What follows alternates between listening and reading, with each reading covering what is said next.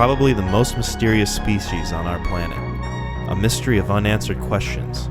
Who are we? Where do we come from? Where are we going? How do we know what we think we know? Why do we believe anything at all? Countless questions in search of an answer. An answer that will give rise to a new question, and the next answer will give rise to the next question, and so on. But, in the Neon Crew podcast, isn't it always the same question, and always the same answer? Nice. This is the opening narration from Run Lola Run. I thought about saying it in German, but... That would have been fun. I don't want to butcher it. And two... You could just start off with don't know German. Well, I took a semester of German in community college. It was one of the first classes I had when I went to college. And I failed it spectacularly.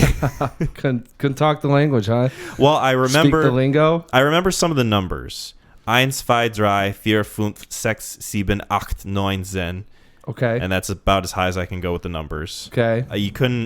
I can't do any of the alphabet. But I remember some phrasing, specifically es ist kalt, which means it is cold. And there was one time I was working at Orchard Market, shout out, in case they're listening. Probably not. I'd be astounded if they were. Mr. Orchard listening? Yeah, Mr. Market himself.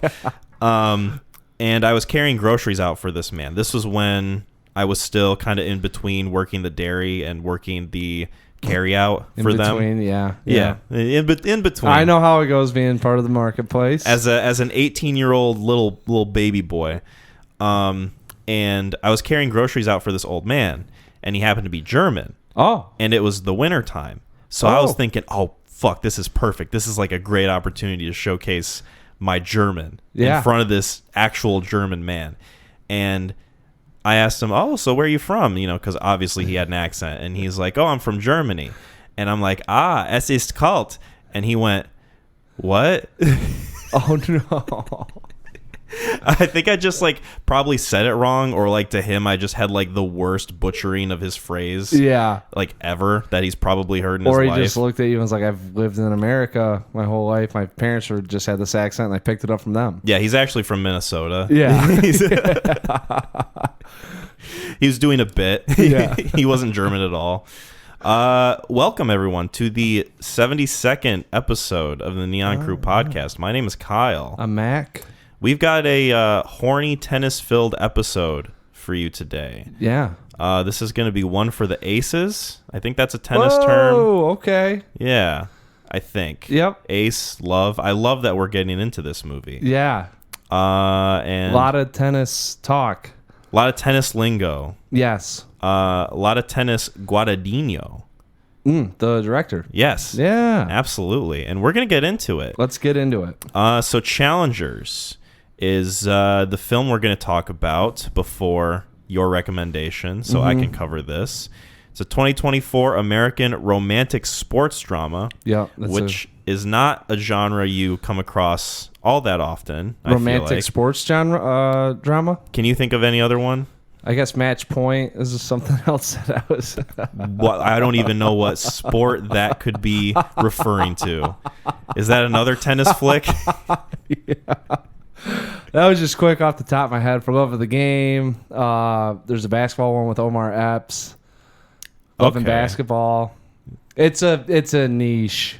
It's it's a niche you sound more familiar with than I do, because this is the only one I can think of. Happen to like sports films, so right. That would be up. It's kind of up my alley, but draws my attention. And I also happen to love films where Zendaya manipulates two white boys. Yeah, that look a lot alike each other, at least in the beginning of the movie. Yes, very much so. I think that's very purposefully done. But anyway, this is a film directed by Luca Guadagnino. Have you seen any of his other movies? No. So he did Suspiria, which is a remake of an old 70s film that I guess is sort of like its own thing, kind of in its own right. And then he did, his most famous one is probably Call Me By Your Name, which... Have not seen that, but I know about it. Haven't seen it. I'll probably check it out at some point. Interesting how that movie might age, given Armie Hammer's He likes to bite. He likes to bite down. Cannibalism. And then he also did Bones and All, which seems like the one people talk about the least, I feel like. Yeah. That one kind of, I don't know, it was very marketed as like a straightforward horror film. And then I don't know if it's entirely that because of... It's a love horror film. Knowing this, yeah, right? That's a very niche genre, too. Yeah. Even more so than this one. But that one, I think, flew under the radar just because they marketed it as horror. And then they... I don't know, it gives me vibes of like... It's probably more artful than people might be expecting. But who knows? I haven't seen it, so I can't really judge it for myself. So, yeah, I haven't seen any of those, but this is my first Guadagnino. It's about Tashi Duncan, played by Zendaya, who the story is pretty much told from a variety of perspectives from her, from Josh O'Connor playing Patrick Zweig, and Mike Feist playing Art Donaldson. Patrick and Art start out as colleagues and friends who are going to school specifically to play tennis and to become professional. High school, boarding school. I think they're 18 when the earliest point in the film is, right? They're on their way out of graduating the boarding school and figuring out life. Right. Yeah. So they're basically kids, essentially. Supple. Yeah. Supple, sexy young men, just ripe for plucking. Yeah. And so they start out and they're friends and they admire greatly Tashi Duncan, who is like the biggest rising tennis star of their time. Yeah. And so they take notice of her. They see her at a party. They get to talking to her. And the movie kind of follows a back and forth, much like the game of tennis, relationship between Tashi and Patrick, and then Tashi and Art. And there's a lot of conflict that comes from that, because that's the meat and potatoes of the movie. And then the tennis just happens to be the vehicle in which they express their conflict. Yeah. A lot of the time. So, spoilers for challengers. Yep. We're going to get right into it. Yep. So, Mac, what do you have to bring to the court? Ball is in your court. There we go. So to say. There we go. Love. I went and saw this Saturday and thought the movie was going to start at 6:30. Starts at 6:20, so thank God the movie theater is like 90 seconds from my house. I think I described it as a sneeze away from your apartment. Yes. So get in there, catching a couple trailers, and it's kind of packed. Your Snapchat that you sent me was pretty funny. I didn't get a chance to. I can touch on that after. Yeah, didn't get a chance to reply to that, but I had a good laugh when I opened it up. I think I sent two. Yeah, it was you were in the theater by yourself, and then all of a sudden the next one. Yeah, I had some company, but continue. Which actually isn't. I mean, it is kind of awkward, but not as like what you would have thought. It was the trailer. I'll tell you right now, it wasn't as bad as I thought it was going to be. No, I had no idea where it was going to be at. Bad. Yeah, it could have went a lot of different ways. So, anyways, there's I think 6 to 8 high school girls behind me.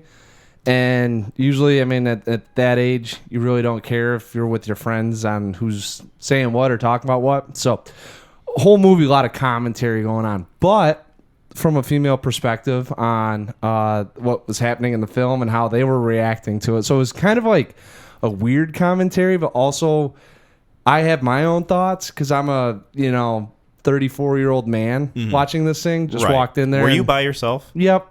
Oh, that's cool. Yeah. So I'm the last one in. Trailers are going, so you can see the bright lights and just me walking in with my DMD, going to check out, Zendaya getting tagged. Yeah. Pull your cock out like that guy that went and saw Love Lies Bleeding. I was thinking Love Lies Bleeding. I haven't seen that one. It's a Kristen Stewart lesbian workout muscle movie. I've seen the trailer for it. That one's actually one that unless you're like, but no, there's a lot going on in that movie. Probably check out. Yeah, I caught the trailer for that early on, but no, not one I tell you to rush to see, but definitely like once it comes out streaming, get around to it when you can. Yeah, that'll be I think I have it marked down. Same director as Saint Maud. Yes, Rose Glass. Is that? Yeah, I think it was Kristen Stewart or. It's like Kristen Stewart, Katie O'Brien, Ed Harris. I think he's muscle guy in it or something. He's like the bald. He's like the dad of Kristen Stewart. Okay. He's basically like a crime boss guy. So I went and So set it up for you. I'm walking in by myself, and the only thing that you see in the trailers is Zendaya getting tagged by these guys, and it's kind of, I'm already like, oh god. And then I can hear these girls like laughing and giggling and shit, and I was like, great. This is even more awkward because they're sitting behind me. So now I gotta like, just hands down watch the film because I don't want anyone thinking anything. Your hands are visible at all times, dude. So they know where your priorities are. I was sitting there every time. Well, and I'll tell you how I felt during the film. Pants a little tight. So, but it was cool. I mean, I say cool, but it was fun to hear like different perspectives coming out, especially because I'm like, at the end of this thing, I was like, this is probably who this is marketed towards. Sure. But that was my experience. That and then 2 hours and 10 minutes of the film. Mine isn't too exciting. It's just that it was basically the opposite of yours, where you said yours was pretty packed. Mine was damn near empty. It was empty when I walked in. Yeah. I was the first one in, and I thought for sure I was going to be the only one in that theater. And then probably like 2 minutes before the like previews start, this couple walks in, and they're probably in their like late 30s, early 40s. Like they're not like young, but they're not like, middle aged yet, I would say, necessarily. And I thought to myself, oh god, like these guys are going to come in, they're going to watch Zendaya get tag teamed, and they're going to be like really uncomfortable, which will make me uncomfortable for them. And I thought to myself, okay, I'll probably find this funny, but at the same time, like, I don't know if they know what they're getting into. But then the movie goes along, and the scene isn't exactly how you think it's going to be, especially based on the marketing, which I appreciate. I'm a fan of that choice. But also, they're pretty cool with most of the things happening in the movie. Like, they seem like they had a good time with it. I don't think there's anything explicitly bad that happens. No. Should we get into the scene itself? Kind of kick off. Is that what one we want to go into? Sure. Okay. So the marketing of this movie was hinged on the idea of a scene where Zendaya is on the bed with two men who are about to engage in sexual activities with her. Yeah. Right? Yep. That was the first image that was released. It's a heavy point in the trailer. Anytime you see a preview for it, that's like it's memed out. Everything people Tom Holland, went where people were making fun of him. Yeah. Levels to try to. I mean, so it probably helped out the marketing campaign of it. Oh, for sure. People were like, "What the hell is going on with this tennis movie?" Yeah, with Zendaya. Like, if they don't have that in there, this thing doesn't get made fun of, and people don't go in there to go laugh at the film. Also, the fact that it is Zendaya in that situation. Yeah. Like, if it was any lesser actress, people might not really think of too much looks, of it. I think you mean. Well, like, or just like a status, like Zendaya is such a big name that people are like, okay, what is like she doing in it's this just movie? one word, yeah, Zendaya. So then people were like, all right, I gotta see it for her, and I gotta see it because like this is an interesting premise. And then the scene plays out, and it starts off the same way as depicted in the trailer, where like they're kind of kissing her like one after another, and then they both kiss her neck at the same time. But then where it diverts is she leans out, and they have their eyes closed, and they start making out with each other, not really realizing that they're making out with each other. And it's played for laughs. It's kind of like more of a jokey scene, but also there's those undertones. I think it was more of the undertone aspect than it was for like, oh, look at these guys. Right. The way the scene ends is kind of more so like in a jokey way. Yeah. But like during the whole thing where the music's ramping up and like they're just kind of going at it. Yeah. It's very much kind of setting the scene of like the whole movie's kind of going to be like these guys going after each other and they just don't really admit it. Yep. I guess that's where I get confused with the whole thing. So what is it about this movie that kind of trips you up? Because you alluded to it before we started recording. I had the hardest time trying to come up. As soon as it got done, I was like, this is what I got. And then the more I've thought, I'm like, all right, and I get swayed back and forth. I've come to realize that because of being an audience member that lives in that like atmosphere, not necessarily with tennis, but sports in general, and the mental blocks that go on, and so on and so forth. A lot of the actions or motives that take place, I just can't get behind. Okay. And when that happens, especially in sports films, because these things are like, not to say it's one dimensional. I think there was a lot more not necessarily going on with it, but like within the conflict of what we're looking at, they usually have it like. So I always characterize it as kind of being one dimensional, but that one dimension is focused on, love, fighting for Zendaya's love, fighting for their own sort of growth as a human or understanding of where they're at as a human. But it's always catered around the one aspect. Right. A lot of this movie is almost purely their motivations towards accomplishing whatever they want to accomplish. Yeah. So like Zendaya, all you really see of her is like wanting to be the best at tennis or wanting to push art in the direction of like being the best he can be at the expense of their relationship. And then like pushing both of them essentially, because you never really get right. a great read on who she's actually impacting. Mm-hmm. And then with the two male leads, I'm going to pull up their names right now. Josh O'Connor and Mike Faced, their motivations a lot of the time are just to be with Zendaya. At least it seems on the surface, right? That's the whole... So then you get into the whole like undertones of it, how we were talking about, where like this movie is not very subtle in the way it depicts the relationship between Art and Patrick. Right. Where like there's clearly a lot of like homoerotic things going on between the two of them in like so many different scenes, but you never get the sense that like they're trying to hide it, the characters anyway. They never feel too bashful about like how their friendship operates towards one another. It's very like almost comfortable and lived in a sense. That's I was gonna say. It's not necessarily. It's one step above platonic. Yeah. One step below like we're doing this. It's almost sort of like the idea of, oh, I just gotta, sometimes you just gotta give your bro a blowy, and then like that's what bros do, man. Yeah, they're cool like that, and it's like I don't know where that. It's not gay. I'm just helping my buddy out. Like, a lot of the time, I was like sitting there. I'm like, I don't know at what point is it pushing society to accept more social norms? Because I think some of it was a little bit of a commentary on where we're at as a society too, and what we see and how we depict things. Like there's more maybe gray area than what people are led to accept.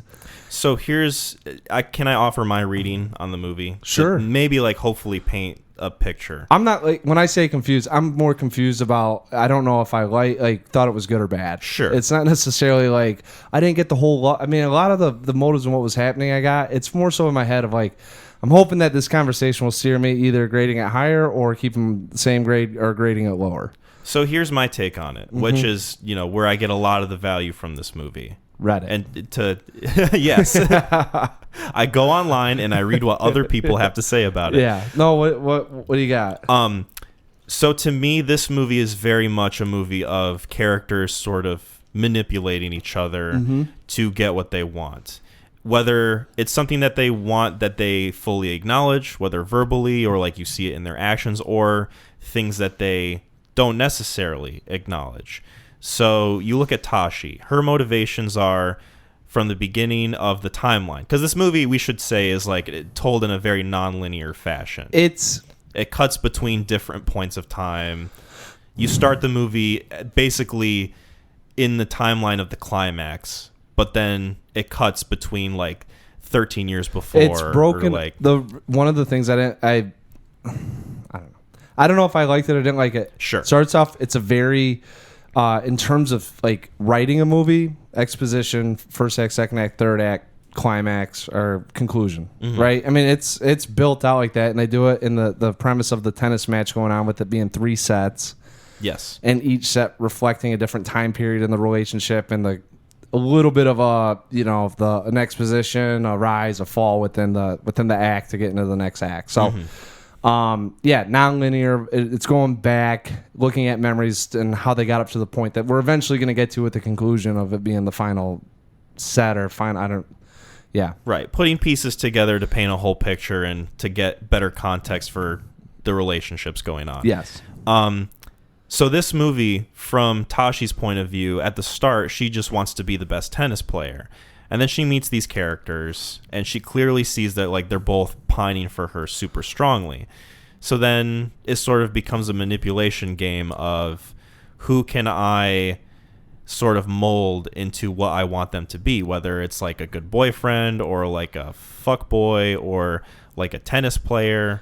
It changes throughout the film. I see. That's where I get in. I think everything was stemmed around tennis, and this is why I got annoyed with it. Is because she ends up becoming a coach, but she's living vicariously through art. Yes. Right. Yep. So then her motivation is to make him the best at tennis, so that she can live vicariously throughout him, basically. The whole thing. I thought that's what her motive. Like that's how I felt she was driving, because everything derives around tennis, right? Mm-hmm. So like when it came to like molding, I just felt like she's trying to be a coach and make them understand how to get past some of those mental blocks that they have. Mm-hmm.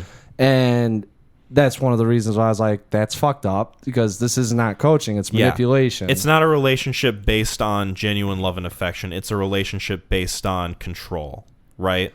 Controlling what they do, and like controlling how they play tennis and like how they go about it, and also just like the facets of their relationship of like, if you don't win this match, I'm leaving you. Yep. Blah, blah, blah. Like things like that. Yep. And then you have another side of it where you start the movie and Art and Patrick, because like the movie starts, it's like the flash forward, but like the beginning of the timeline, they're very close friends. They're obviously very comfortable with each other.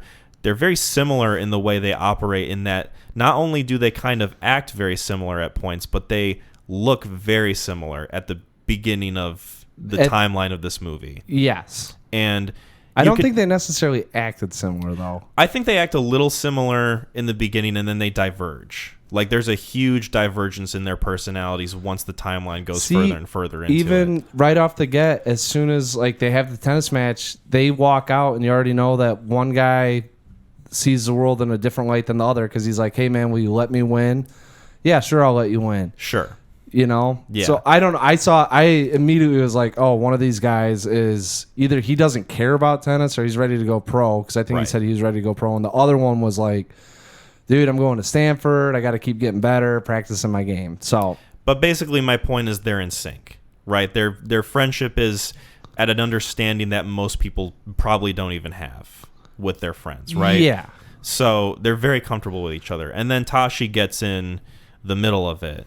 And so their differences become greater, and they start to diverge based on the timeline of this movie.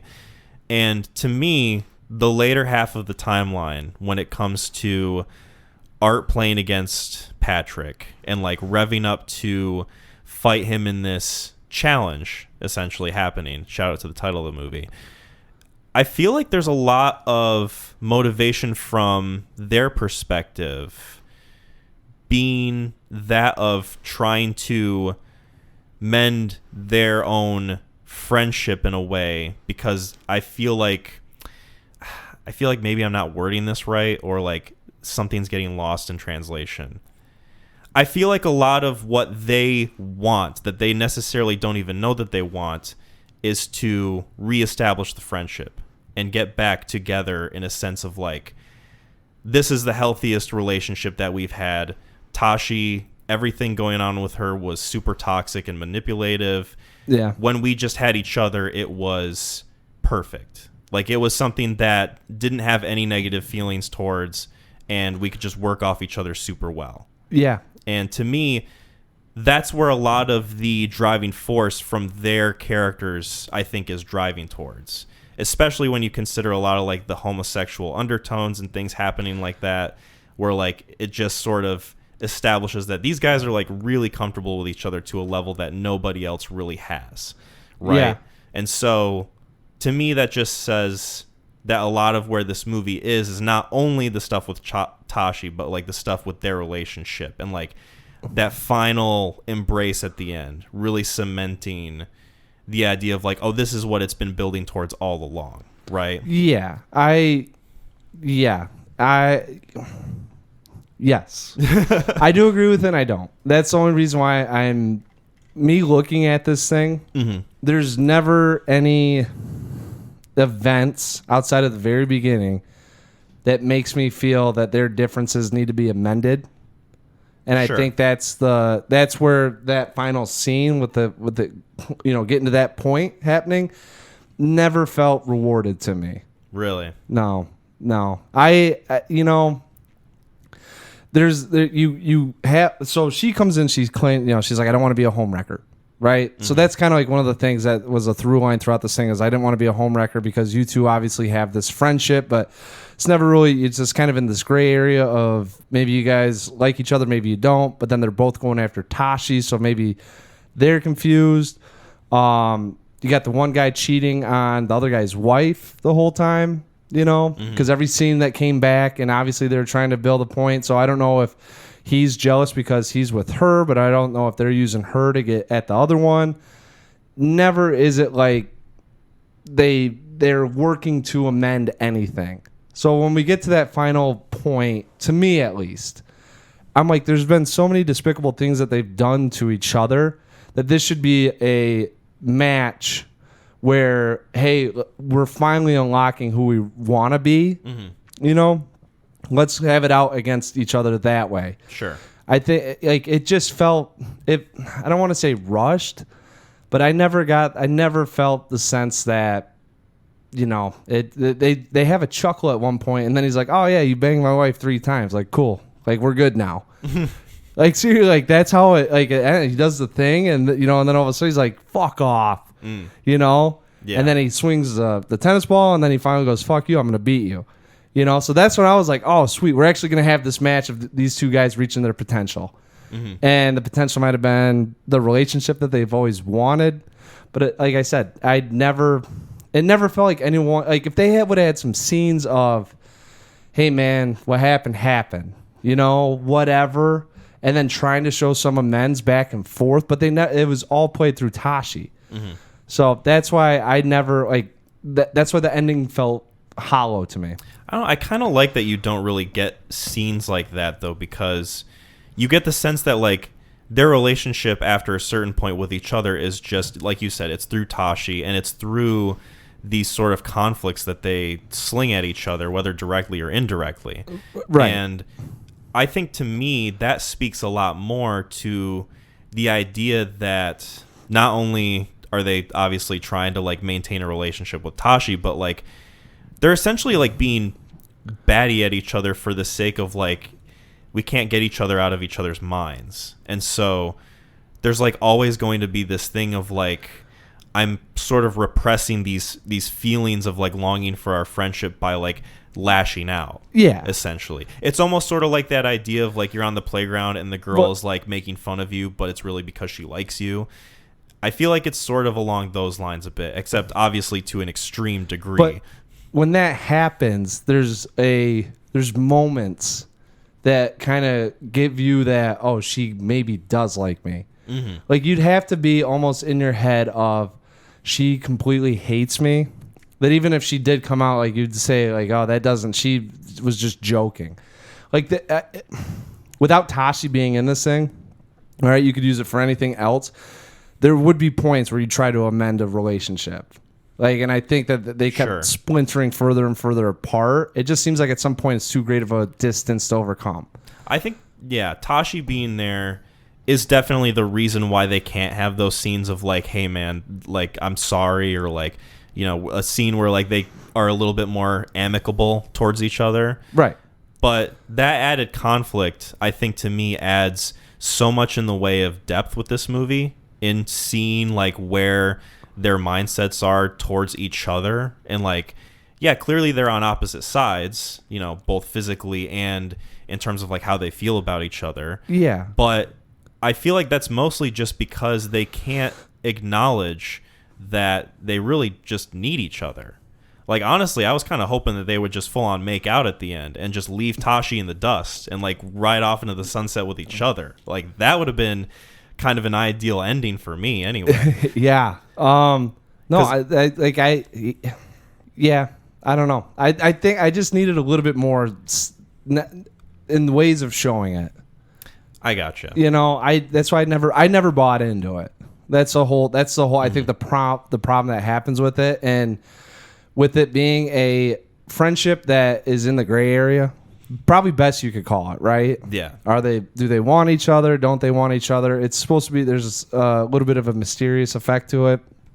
Right? Yeah. It's one of those friendships that you might come across like two friends in high school who are like a little bit closer than they should be, but they're like not romantic with each other in any way. So high school, right? The other issue I have with it is they go 13 years down the road, which is another thing that I'm like, you can't have these lapses in time.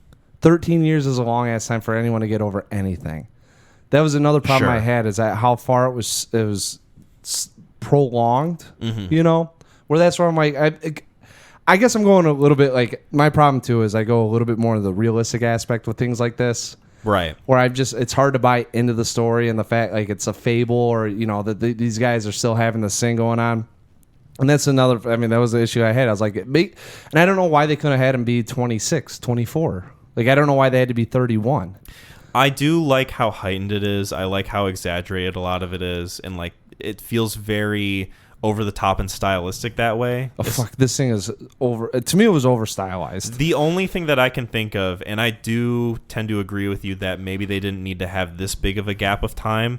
The only reason I can think of them doing that is so that Art and Tashi can have a child, and they can have that scene where Zendaya comes back to the apartment and she sees Art in bed with the kid as like a way of making the audience feel like, oh wow, she's a piece of shit. She went and fucked his former friend, and you already got that with Atlanta though. Like, he's back home with the kid. I know. I'm saying that that's a part of the movie that I'm not a fan of. Is that yes. Like that, but that's the only reason I can think of where like the gap in time is this great. How disconnected do you have to be to have another cheating scene on someone to then be like really drive home the point that, you know, she's a narcissist, right?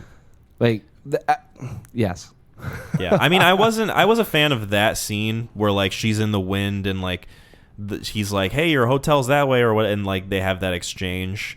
I do like that, but the way it ends with her coming back and like looking at him laying in bed with their kid is, to me, it rings very hollow. So then the other thing is, do we have to have her cheating on the husband? I mean, I think it adds a sort of element that tells you that she's, I mean, it just reinforces that she's not of good faith in the relationship, you know what, or like of either relationship, right? We know that. We already know that though. That's I think where I there's a lot of qualms I have with this thing, because this is like 3 acts of little kids act like being immature. But then you wouldn't get the catharsis of that scene where he holds the ball up to the racket that way, and then you already did Atlanta. Like, they already talked on Atlanta. She already cheated on him once. Yeah, but then you get the visualization of it at the end, and it kind of crescendos into this moment of like, oh shit, like there's a realization there. Yeah, but what I'm saying is she already cheated on him once, so he could have did that after just Atlanta and had a whole third act of them not cheating. I always thought that Atlanta was like a point of mystery. Like, he saw them for like a second, and then he got distracted by fans, and then he turned around and they were gone. I mean, there wasn't like a sure thing of like anything specifically happening there. Patrick said, you didn't tell him about Atlanta, did you? And she goes, fuck off. And that's when she starts walking away. Right. So, I mean, there's like an implication there. It's not like necessarily spelled out, especially for Art's character. That's what I'm saying. Like, if you don't want to read between the lines, but you're reading between the lines, like, how far can we have this go one way versus the other? You know, there was just a lot of things. This thing felt. Here's my problem that I have with it. This thing felt like it was geared towards like a 19-year-old girl. Like, the girls sitting behind me were talking the whole time, totally into this thing. Sure. And Zendaya's edgy. She felt like one-dimensional to me. Her character isn't likable. And I know, like, I mean, her character's not likable, but I liked her character and how she was written and performed. I thought she was one note. I mean, she just the whole time did the same thing over and over again. Like, there wasn't. Yeah. That's why with it being on the backdrop of sports and being somewhat in that world and knowing people, like, seeing that, like, it's like it. I know that they're using tennis as a metaphor in this whole thing. Yeah. And it probably makes sense. It's a little bit quicker pace than golf, right? And it reflects probably more so how relationships work, you know, as they go around with your emotions just fluttering in the wind between this, that, and the other. But they all felt just on one track. And everything was geared towards the one track. And that's where I just had a problem, because I'm like, we're good. All right, she's going to be She's going to be cold, callous, drop a couple F-bombs, not really care. She's got her driving point. I mean, she's got to be a narcissist, right? Well, like, yeah, absolutely. You know what I'm saying? So, I mean, that's already, like, not likable. And she could, I don't know how hard it is to act like a narcissist, but. I mean, none of the characters in this, maybe aside from Art in a few instances, are particularly likable. Right. Because you kind of feel bad for Josh O'Connor's character because, like, he ends up in a bad way. He's sleeping in his car. Like, you can tell that this has really negatively affected him in a lifestyle way. Mm-hmm. But then, for the rest of the time, he's very braggadocio. He's overly confident. He kind of has this energy of like... He's still kind of confident when he was... I mean, he's trying to... It looked like he's about to bang the hotel clerk to get a room. Right. He's not opposed to like doing some scumbummery to get what he wants. But that's essentially like a lot of what this movie is like these characters doing these things to manipulate each other in order to get what they want and fully... Would you say Art was manipulating? I think in an indirect way. I mean, I would say with him and the Tashi and Patrick's relationship, he manipulated that. Yeah, to like get her. When they go to lunch together and like she gets mad at him and walks away, but then her and Patrick have the fight later. He shows up to the game and is like the first to tend to her when she fucks up her leg. Yeah, well, he yells at Patrick. Get the fuck out, Patrick. And to me, that scene told me that like, okay, he's putting a little too much zest into this to like make Zendaya feel like he's really on her side, and then they kind of go from there, and that's where their relationship starts. Right. Because, like, he knows that him being there for her is going to, like, just cement her opinion of him and also tarnish her opinion of Patrick. Yes. Because, like, he wasn't there for her. Yeah. So, I don't know. I feel like there's a lot going on in this movie that, some of it obviously is, like, directly being referenced. Like we said, it's over the top. It's something that is very stylistic and very zany in a lot of points, but I don't know, I feel like there's a decent amount going on that I think you can kind of read into and sort of like take your own thing from it. I'd agree. I mean, that's what I'm saying. Like, it's confusing to me there's a lot of different angles and how you interpret this thing. That's what I'm saying. Like, it's not, I've read some reviews on it trying to help me out, clarify some of the stuff that I'm like, maybe I just missed the boat on this. And a lot of things, I mean, this thing is like, there's both sides of the spectrum, right? So I'm not narking. I'm not narking, but like not knocking. Like Max a narc confirmed. You know, I like the premise of the story. I like the backdrop of it with tennis. All right, and I just think that it missed the mark on like 4 different things that really impacted my viewing experience on it. You know, and it just seems in a world of sports, passiveness does not get you very far, and to see all of these people as passive can be, like passive aggressive, you know, except Tashi, you could say she's a narcissist. She's very like outwardly aggressive sometimes. She's very direct, but with her cheating on someone's a very passive aggressive move, right? Not being able to own up to your emotions about that. Art's a simp the whole time. I felt bad for him by the end of it. I didn't even. Yeah, he's the most sympathetic character. I mean, simp. Like fuck, I will like grovel at your feet if you stay with me. Sympathetic. Yeah, like I know that I know you cheated on him one time. Like everyone, you know, if you read in between the lines, like it's either that or they went and had some more drinks somewhere. And Patrick, who in the whole film fucks everyone, was like, "All right, Tasha, good night," you know, and then. Patrick, I liked him. I liked his character most because he's actually the only one I was like, this is like a guy that would be in this world. Right. He has a scene where I think he's talking to Tashi. It's like when he's trying to convince her to get in the van. Yeah. Or to like take a ride with him. And he's basically explaining to her like, well, at least I'm honest about being a piece of shit. You're the one in my van thinking about fucking me. Yeah. Like, it's very apparent that like, yeah, Patrick isn't the most sympathetic person in this, even though like his life situation is the worst out of all of them. But he's the to me, I was like, he's kind of the most real out of all of these people. But even he's running away from what he could be, which is, I think, one of the things that they were trying to drive at. Which you could make the point that because Art's out of his life, that's why he had further decline in what was going on. But that's what I'm saying. Like a lot of the indirectness stemming around a set of people that are usually very direct. Is why I also didn't really relate to what was going on. I think a lot of the indirectness to me, it goes back to that point of like them just not wanting to fully acknowledge that they need each other. Right. Or like they're not being honest about their motivations and what they want. And that's kind of where like I can kind of reconcile with it a little bit.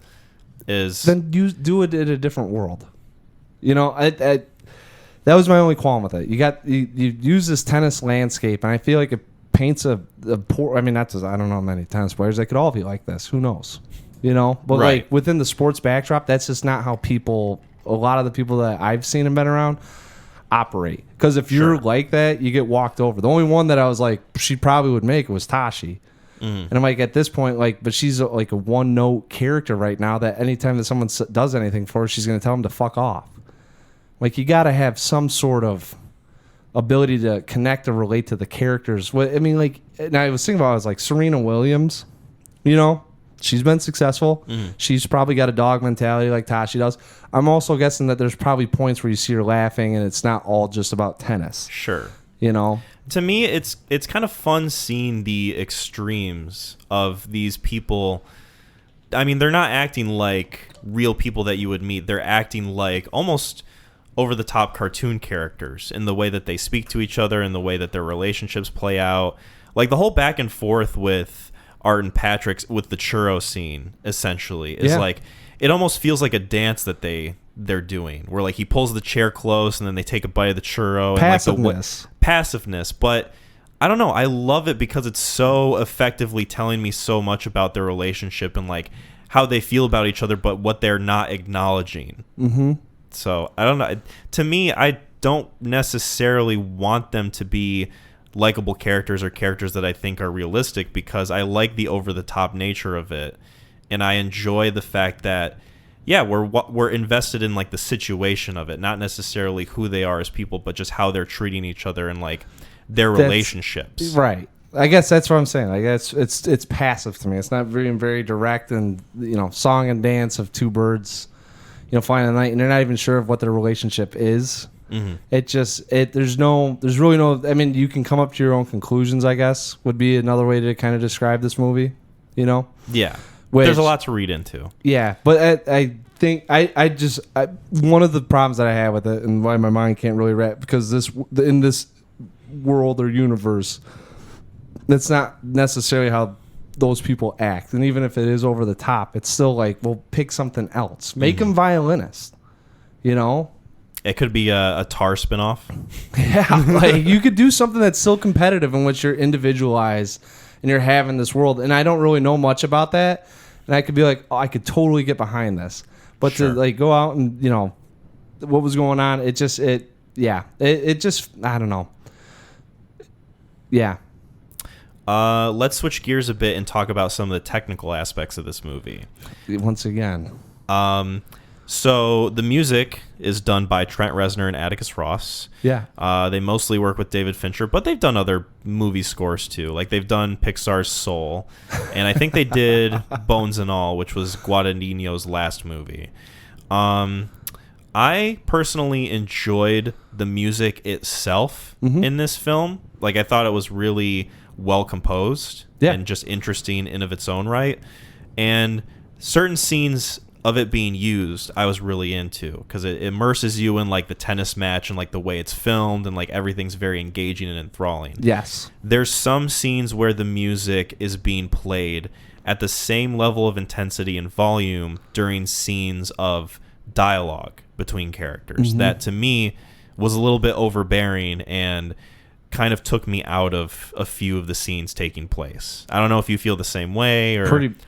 Dude, I was like, right when this thing kicked off, and they get that techno music just pumping in there, and it also kind of goes with some of the vibe of what what's going on between the two characters. So I was like, all right, like, here we go. It almost sounds like music you'd hear at a gay club. Yeah, exactly. Like, it was like, but I'm like, don't get me wrong, some good techno I can get behind, very noir. Or what do we need? Very vaporwave. Vaporwave, right? And not noir. This is more like kind of house music, sort of like a lighter step above like a typical John Wick soundtrack. Yeah. I mean, it was. I mean, there's. I mean, shit is like it's when it's pumping, it's pumping. You know, bumping. I was vibing hard with the music. I liked it quite a bit until hard like my peen. like until the very end of it, and the end of it, I was just like, all right, like, dude. See, I liked it a lot in the end, but like the scene specifically I'm thinking of is when Tashi and Patrick have the argument in, I think it's his dorm room or like her dorm room or something, and the music's just like kicking on and it's ramping up. It's like, okay, I get what you're trying to do. Like, you're trying to frame this argument the same way you would frame a tennis match with the same intensity. And they had the single shots going back and forth, you know. Right, and I like the way it's filmed, but like the use of the music is, to me, too much. Like, you don't need it to be that overbearing in order to make the scene intense. Like, it's already intense with the way that their dialogue is and how they're acting towards each other. The climax for me was when I was like, dude, what the fuck? Like, at one point, I just leaned back in my chair. I was like, Jesus Christ. Oh, I loved it. I loved the climax and the way it played out. I was done with it. I gotcha. Like, they went... Because then it leads into the cinematography. This is what... The whole thing is like... I just felt one extra piece of frosting too much that just like was like, okay, this is way too sugary for me. See, I love how over the top and how just overpowering it is. Just overemphasize the slow-mo and the soundtrack paired with it. It's like there's so much build up to this that it's almost comical. And I don't know. To me, it made it more interesting and engaging. I was yawning. Like, I got to the end of the thing and I was yawning the whole. Like, I could not stop yawning. That is fascinating. It's like I said. I mean, if it was any other world, like Tar could be a fucking tennis coach. Right. And if that happens in that world, I'm kind of watching her like, all right, you know, there's probably a different aspect I take out of it than I do in this. Oh, God. Tar would make Tashi cry in a corner. She actually probably would be a really good tennis coach. She would be. That would be actually a really good, yeah. She'd be too good of a tennis coach. Now you know what I'm saying. And like, yeah, it is supposed to be cartoony and comical, but I think it's just, like, if you're saying it's done for laughs, then it's all out of irony, which is another one of those things where it's like, I guess if you miss the irony of something, people get irony and people don't, you know? I think there is like the purpose of the build up there, but it just so happens that like Guadagnino's putting like that extra zest on it. Mm-hmm.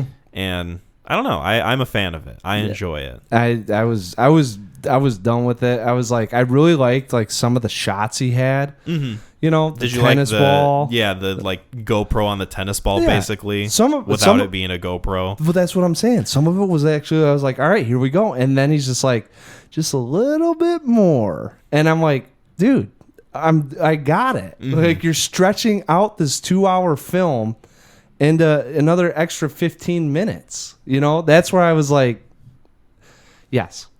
I think because like, for the most part, I'm a fan of the way it ends and like how it plays out. I don't know. I'm still of the opinion that I would have really liked it if they had just like made out with each other and walked into the sunset, leaving Tashi in the dust and having her be like, oh, what? And like leaving her dumbfounded and confused and like a total lack of power and control there. Finally, in the movie, like that would have been a moment of catharsis that I think would have really put like a good stamp on it. Yeah, baby free.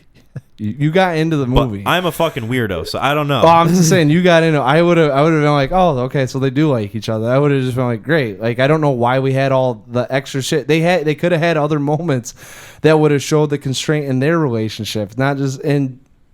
Yeah, I don't know. I guess I just have a hard time with some of it. But I mean, like, it resonates with other people. So what you're saying is this movie is a lot of racket to you, is what you would describe.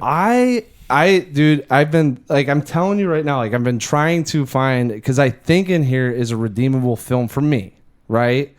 I was like, all right, if you did it like a business, right, and you laid out your mission statement as a foundation, story, okay? I like the story of this thing. I like that they had this love triangle going on. I like that you had Tashi being this manipulating, controlling person and we're not sure exactly what her motives are, if it's necessarily to drive them away and be a homewrecker, if it's getting what she wants and live vicariously through one of them, and she chose the one that she knew she could. She shows like some love angle with Patrick going on where it's like, I don't know how this benefits her at all besides just sex. Patrick is the same way. But then I get to the story, the actors, the music, and the cinematography, and all of them to me were just one piece too short. And then the vision of the thing is I couldn't even tell you what he was trying to get across. Mm-hmm. And it's, they loved each other. They were friends. They didn't need her, and then the whole angle is she's almost like the central focus of the film. So it's all going through her eyes. So it's almost like she's a central focus, but again, and I'm sort of just like repeating a point I made earlier, right? But she's almost essentially like a filter for how they feel about each other in a way that they might not even fully acknowledge or know. Mm-hmm. So to me, that's where like a lot of the juice of this movie is in like what I'm getting out of it. Right. But I understand that a lot of it might come up short for you and that like there might be a little bit more to be desired for your viewing experience. I don't know about, I would say desired. It was more so I could have used, if it's not cheating, have them stealing money, doing something. I mean, like just something where they're impacting their lives outside of that. Because, whoa. The mixer had a lot to say there. Yeah. It was ditto, Mac. Yeah. Like that's where I get into just some of the things that were occurring. It's not necessarily the act. Truly. It's the actions of what's going on versus what else they could have shown. Sure. I gotcha. And off a metaphorical standpoint and a passiveness, I mean, if that's the angle that he's taken, it kind of leaves a lot to be desired of the question of what should you as a person be doing if you watch this film? Just keep going around like they do? Are you going to live in the gray? Do you say anything? I think the moral is don't play tennis because this will happen to you. So that's why there's, like I'm saying, like I walked out with a lot of good things that came from the movie. But then at the end of the day, like when I'm thinking about it, I'm like, I don't know what I'm taking away from this thing. Outside a lot of, like for me, it was a lot of good technical aspects, but sure, very, very subjective of the point of view of like, there's not much you're getting out of it other than like a lot of the surface level elements. Yes, which I don't know when we're transitioning, but I found out with Run Lola Run is one of my viewing problems. Interesting. Because everyone has a critique that they have to do of themselves. Yes. Self-reflective. Yes. Before we wrap up, dick sightings in the locker room. You see some schlongs. Oh, yeah. Surprisingly, you don't see theirs. You see I think Patrick slaps Art's boner at one point. Yeah. After the scene with the hotel room. Yeah, which is kind of like they had a couple things that are leading on to these guys having a dynamic relationship, a very like overly comfortable male friendship, that crosses boundaries that most male friendships don't. Which is fascinating. I love it. I love that portion of it. It's kind of what the movie's sort of structured around, in my opinion. I agree. I mean, I agree. Also, have you played tennis before? Yeah, we used to be me and my buddies used to play quite a bit in the summers in high school. So, like, I knew, like, everything that was going on. The one thing that tripped me up was at the end, they go into the tie. So, third set ends, Zweig's up 6-5, and then he won the last one, and then they went into a tiebreak, which I was like, he won 7-5, so I don't know how we're getting to a tiebreak now. Yeah, don't ask me. I couldn't tell you anything about the rules of it or, like, the scoring or what the hell was going on a sports level. That's your world. I'm going to trust you with it. What I was like sitting there. I was like, I don't want to get wrapped up in this stuff. I hate when I'm watching dumb shit that I shouldn't be paying attention to. Right. It's like if you're a gun expert and you're watching Walking Dead and Herschel shoots a double barrel shotgun 6 times in a row without reloading. Yeah, like, I'm like, whoa, that was awesome. What type of gun is that? And you're like, fucking Christ, there's only 2 rounds in the thing. He can't do that. How come Rick shot his 6-shooter 13 times without reloading? That's what he did the thing with his, like, he goes to do this first serve, like, literally before I knew it was going to be a thing in the film that was going to give away. He went up and did this. I was like, what the fuck is he doing? Like, no one serves like that, you know?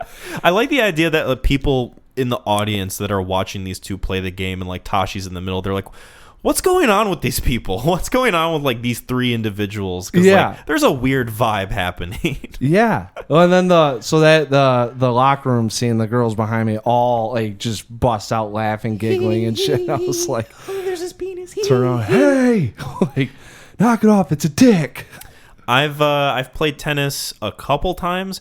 One time I don't even know if we were using proper tennis rackets. They might have been like racquetball rackets we got from Goodwill for like $2 a piece. Yep. Yep. Sounds about right. And I was very bad at it, and that's my experience with tennis. I think I would rather play ping pong.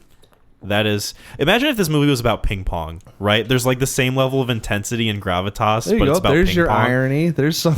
There's now you know it's not going to be all that serious. I would have bumped up my rating a full star if that was the case. Fucking now I'm like thinking about the reviews I've read. I'm like, everyone is all over the place with this thing. Yeah. Yeah.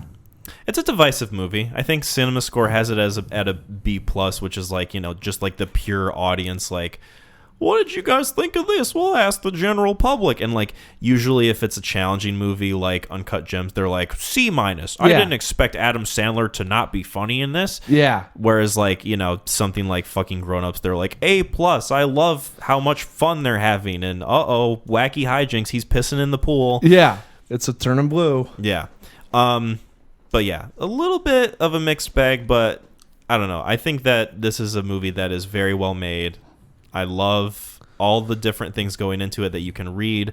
There's a few things about it that are kind of holding it back from being like truly great. Yeah. But I guess if we're going to get into ratings, which I think this is kind of leading into, this is a very solid 8 out of 10. Yeah. Like, this is where I'm at. And I don't know. It's one of those things where like, I could see myself watching this again in like a year and maybe taking something else away from it that either detracts from it or adds to me watching this thing. Yeah. Yeah. So then that's another, I mean, these two films, I can't believe how hard of a time I have rating on it. Yeah, I know you don't agree with it. Mr. Mixer getting into the mix. Yeah. No, like I said, I thought the story was there. There was a lot of missed things for me. And at the end, it just didn't turn into anything that I really connected with. Or I was like, sure, you know, expecting, I guess. And I can give it to the director for not really leading any of that on. I could also, you know, hey, we're going to keep kind of going in this love triangle of not sure who's liking who, you know. So I'm a 5 out of 10. Damn. But I could definitely, and I'm telling like the 5, this thing almost got like a 7 or an 8 from me.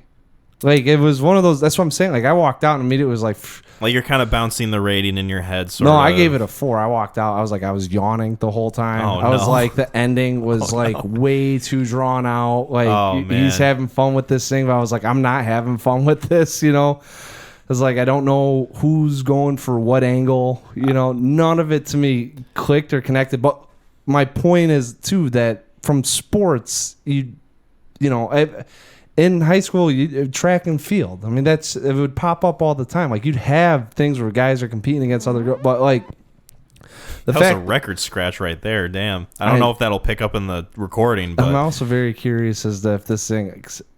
Well, we'll find out. People will let us know. Yeah, we'll see. If it does it like a couple more times, I might have to like adjust some things. But but I was also like, and then later that day I was like, all right, I mean, I like this, I like that. It does keep you engaged. I mean, it's engaging. Yeah. But, you know, and I think I'm the testament of it. I mean, if you're not falling back on the material, it gets repetitive. It's a little stale. It's using kind of the same sort of tricks to keep you going on. The same swinging motions. You know,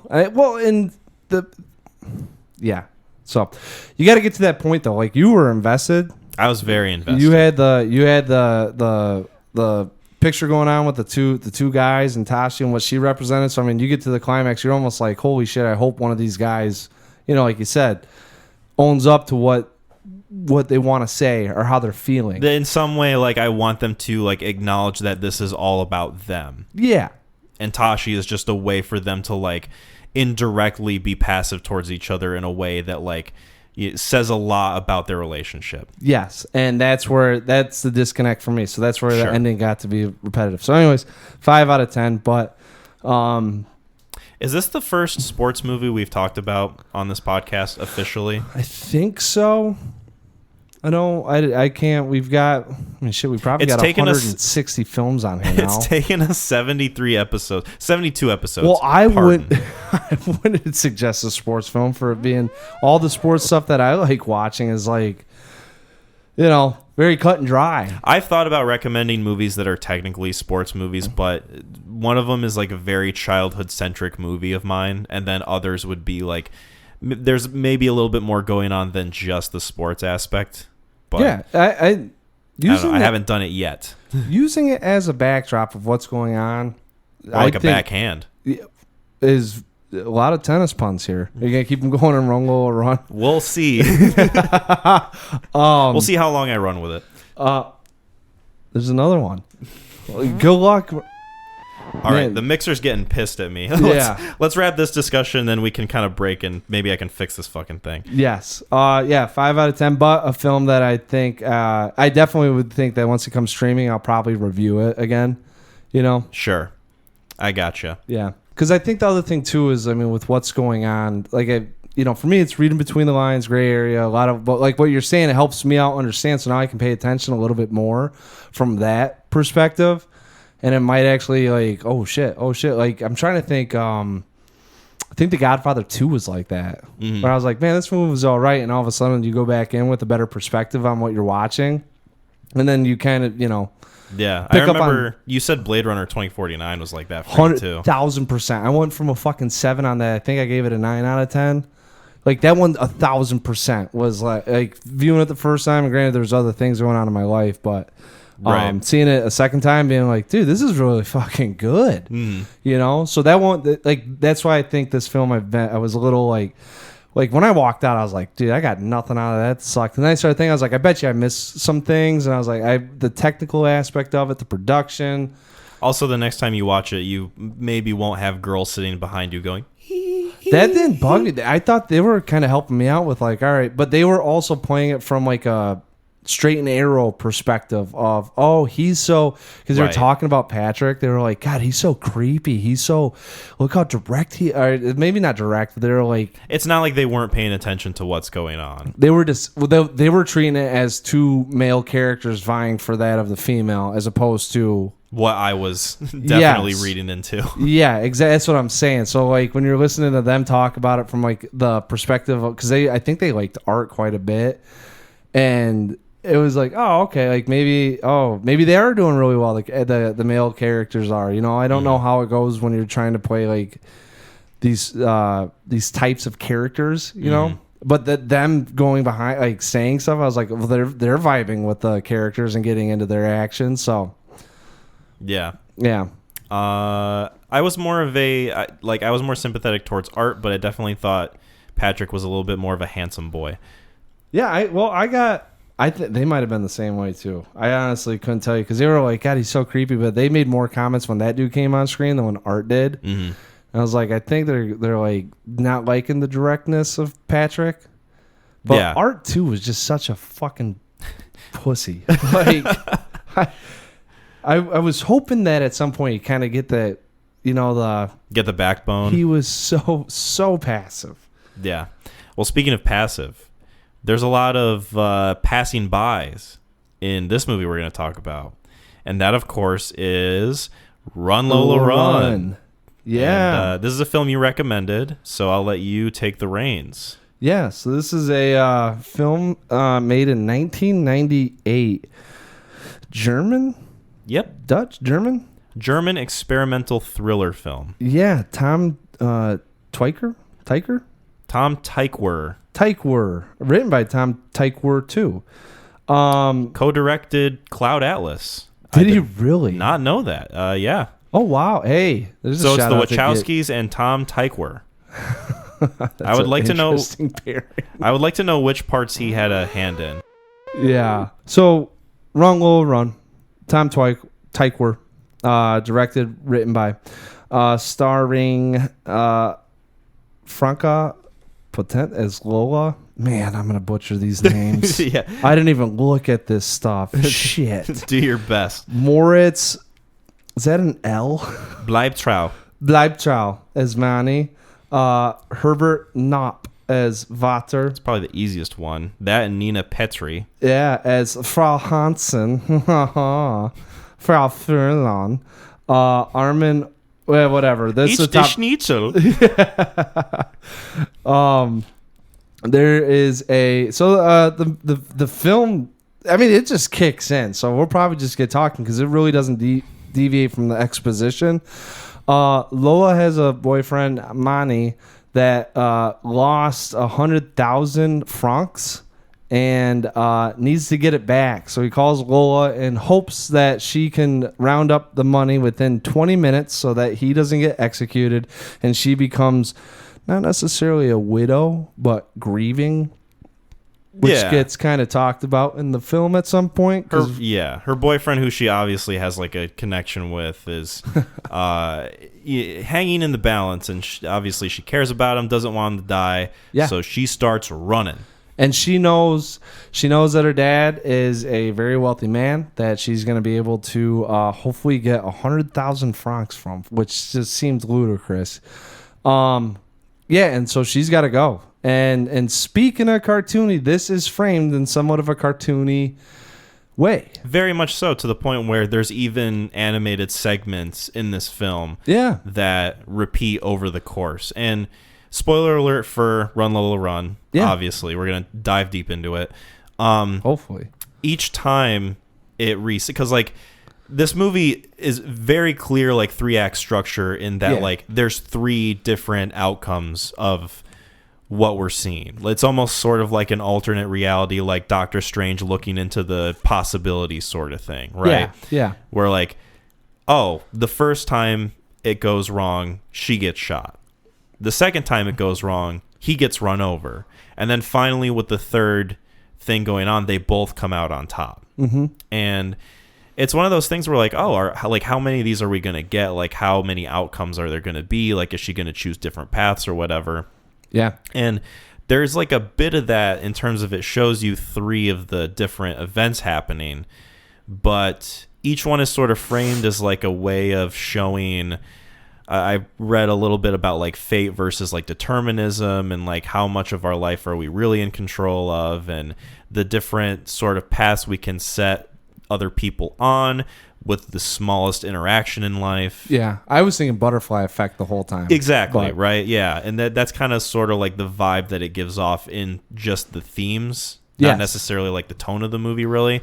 It's a little bit less dour than butterfly effect. It poses some like kind of deep questions, and there's a couple conversations here and there, but there's a lot of levity with how it's directed and the cinematography and some of the sequences that occur. Mm-hmm. So I mean, it's not like the whole time it's just like we're sitting here wondering about life.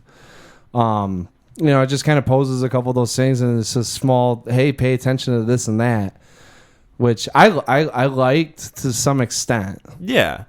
There's a lot going. It seems like this is a movie where the director, Tom Tykwer, did he write he also wrote the screenplay. By the way, something that we didn't say about Challengers that I wanted to bring up was the screenplay was written by Justin Kuritzkes, who is married to Celine Song, who directed Past Lives.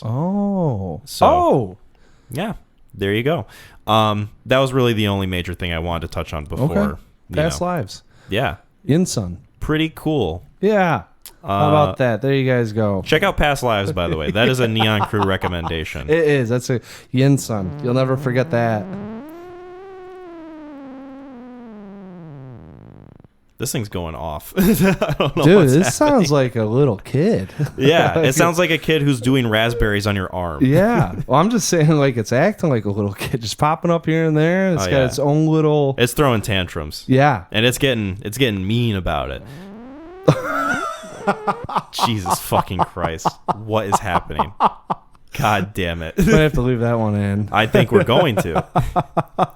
The comedic timing of Mr. Mixer is impeccable. Yeah. I will say.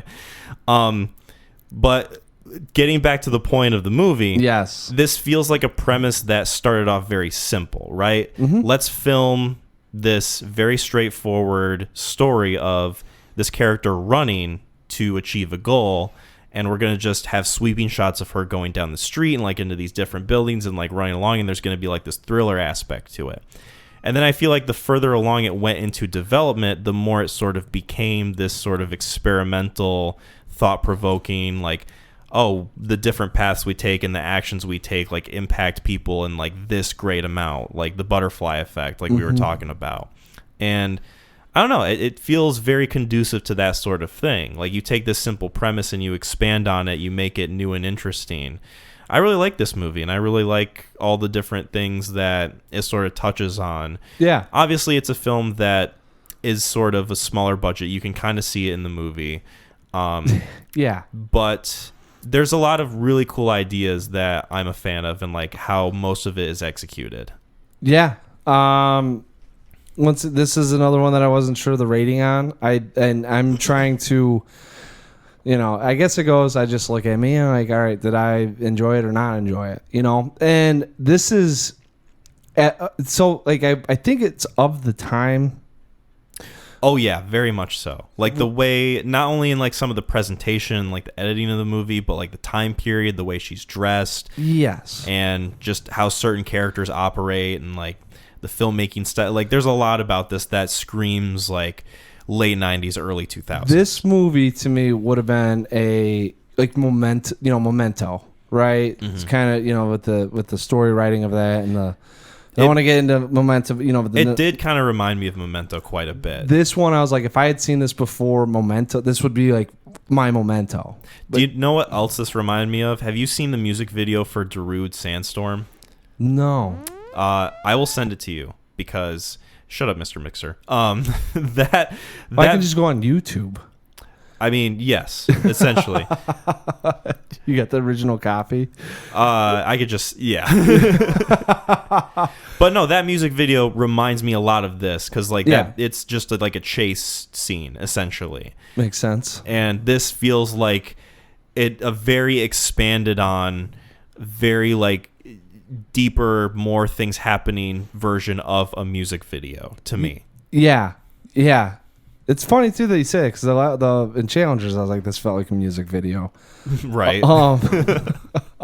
Very high budget, high production value music video. I'm having a hard time with my words on this thing too.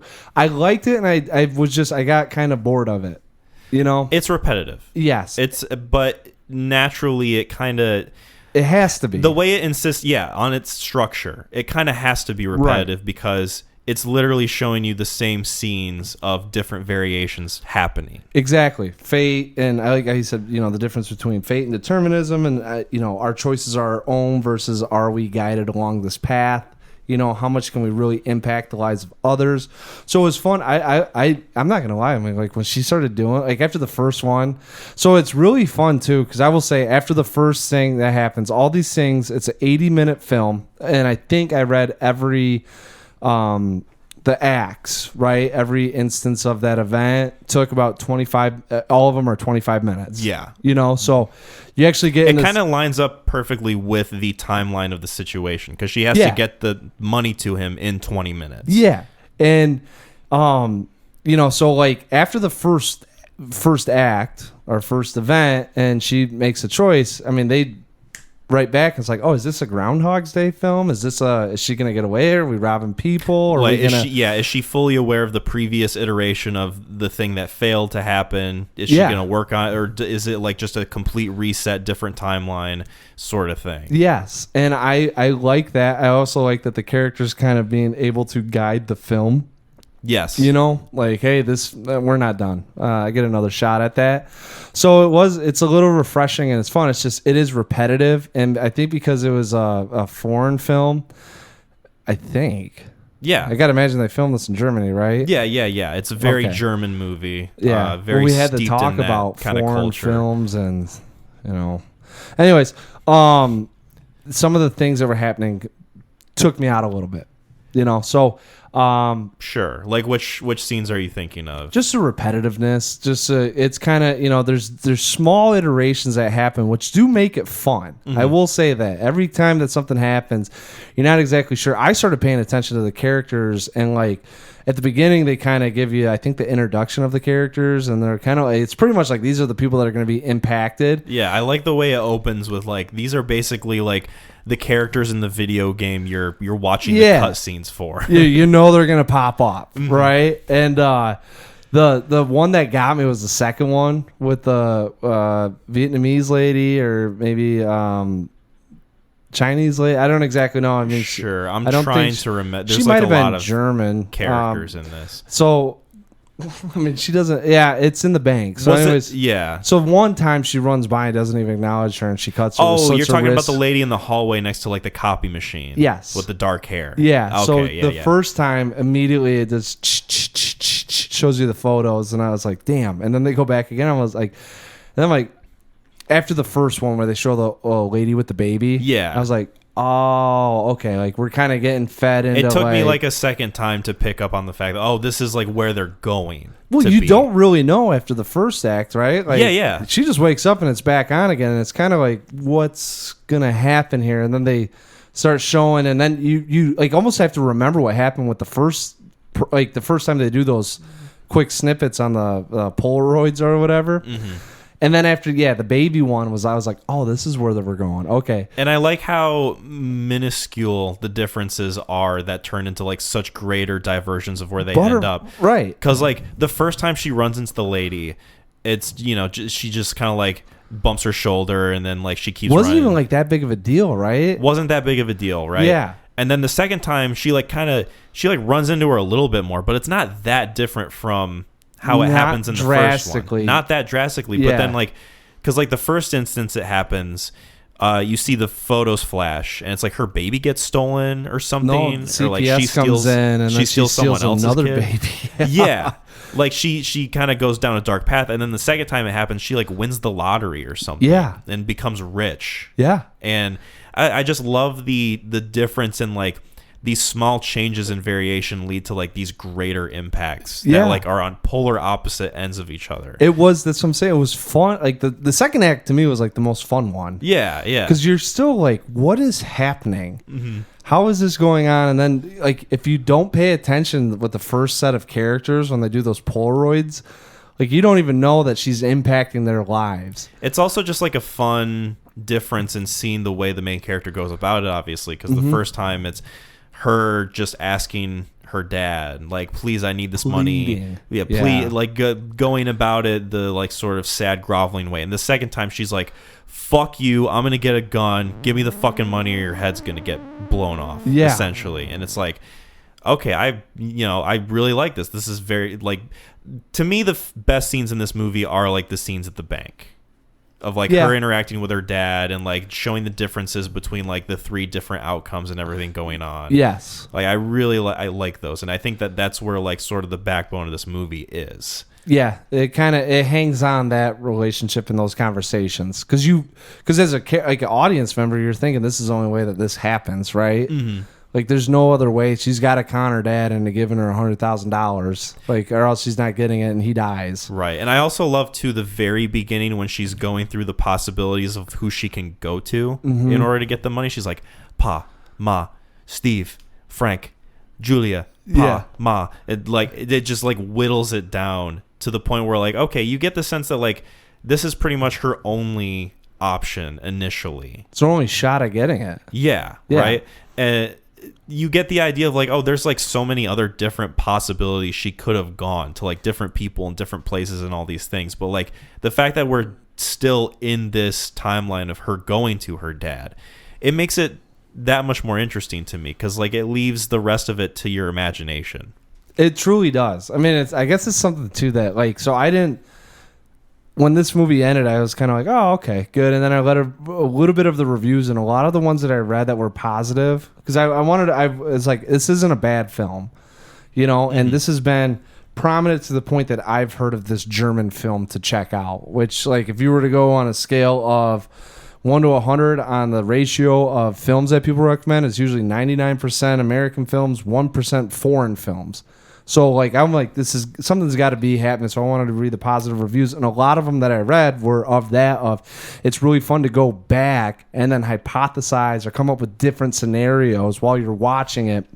And you only got the 20 minutes to kind of view what could have been. Mm-hmm. So you can even come up with your own butterfly effect women with people that she didn't even encounter, or maybe like like the nuns. And it immerses you too in that you ask yourself, like, what would I have done? Would I have done what she did? Yeah. Do I think that this is going to turn out well, or is this going to be a bad outcome? Yeah. It like leaves you guessing, and it leaves you immersed into the movie by structuring it that way. Mm-hmm. And I don't know, that's really where my appreciation in this movie lies, a lot of it. Yeah.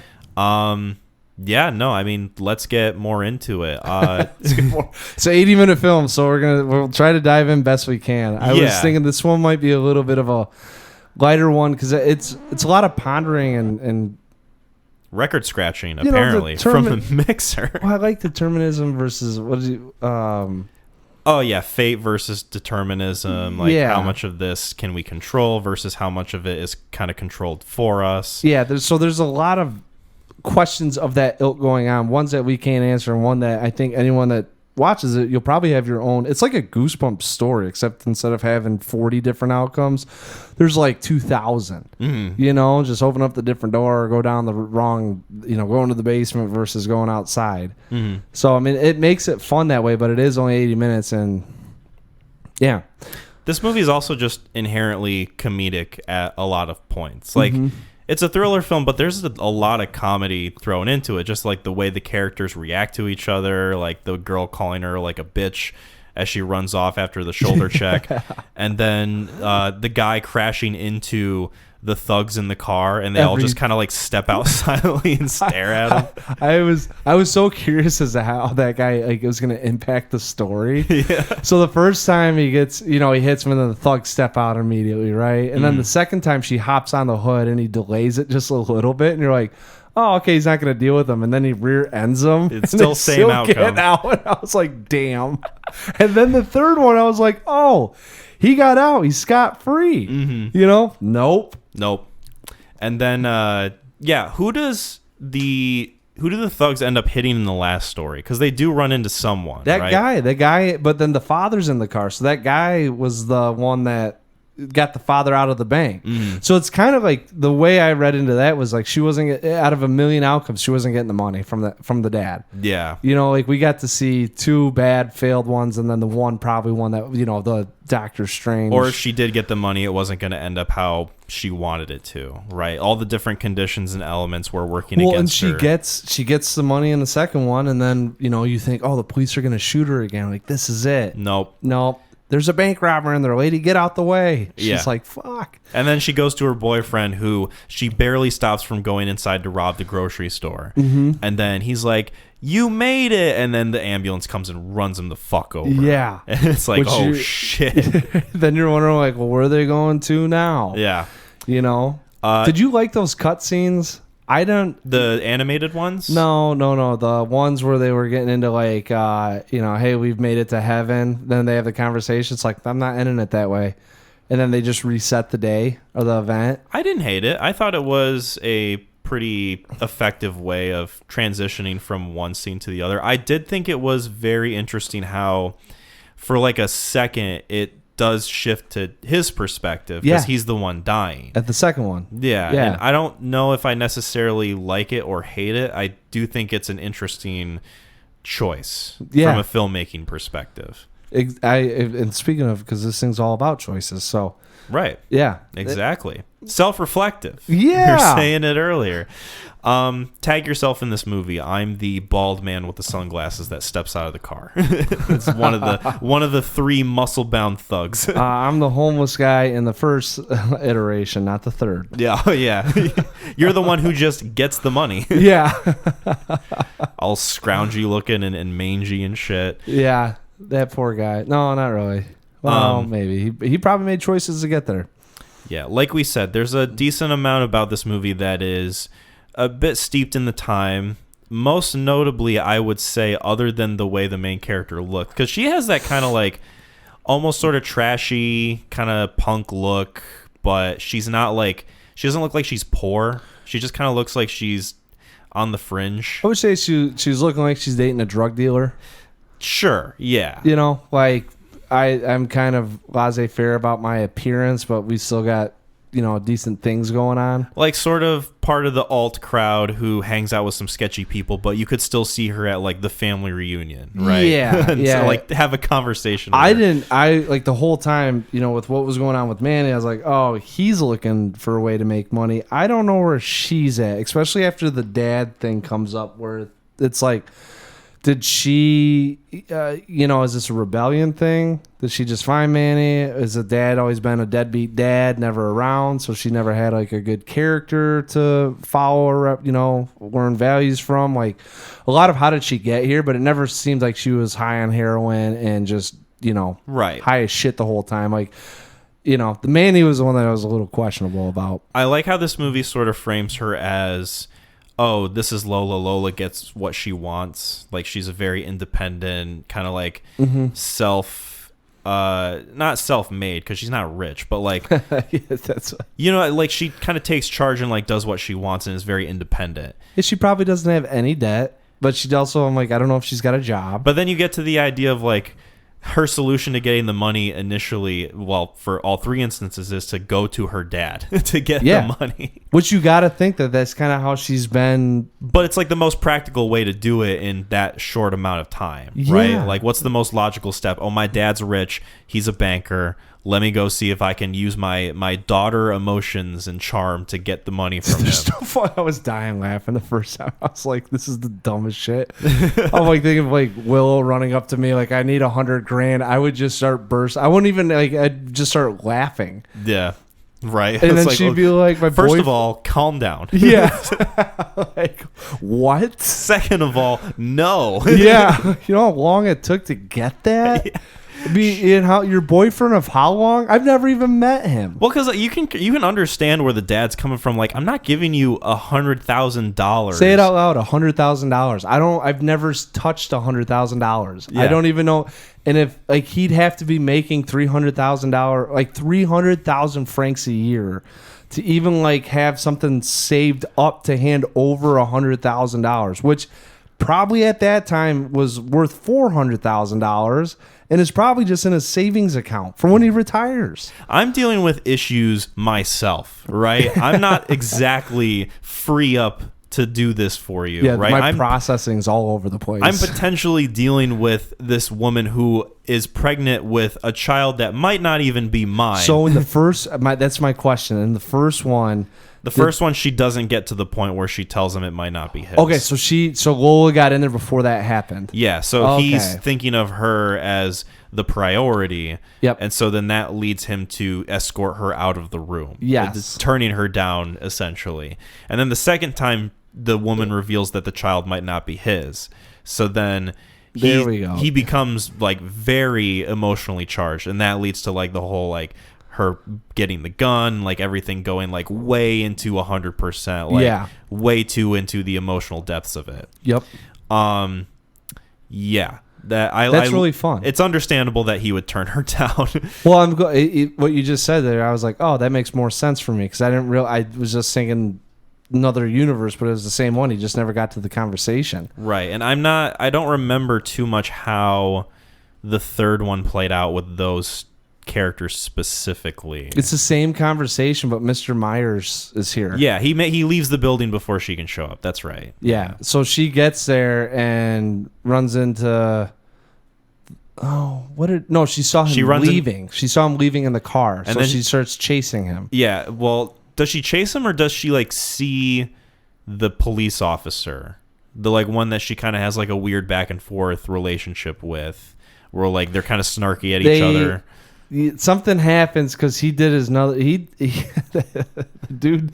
dude kicks a soccer ball into there at the beginning of the film, and I'm like, what's going on? Right. And then all of a sudden he had two faces where he's just looking at her completely dumbfounded. He did it twice. Mm-hmm. He did it the one time when she's got the gun and she's like, he's like, you don't want to hurt anyone. She's like, maybe I don't. And she's still like holding it, and he was like, just staring. And then he did it again in the third one. And I don't remember the conversation. Right. I'm interested to learn more about like what his character specifically represents in the kind of zeitgeist of this movie. Like, is he sort of that like conversation helped her go to the casino? Without the conversation, right? Is he like sort of like some of the catalyst for it, or is he also someone that we're supposed to like kind of have the lens through? Are we like the audience member asking like, what the fuck is happening with these characters going on, and like what is taking place? Yeah.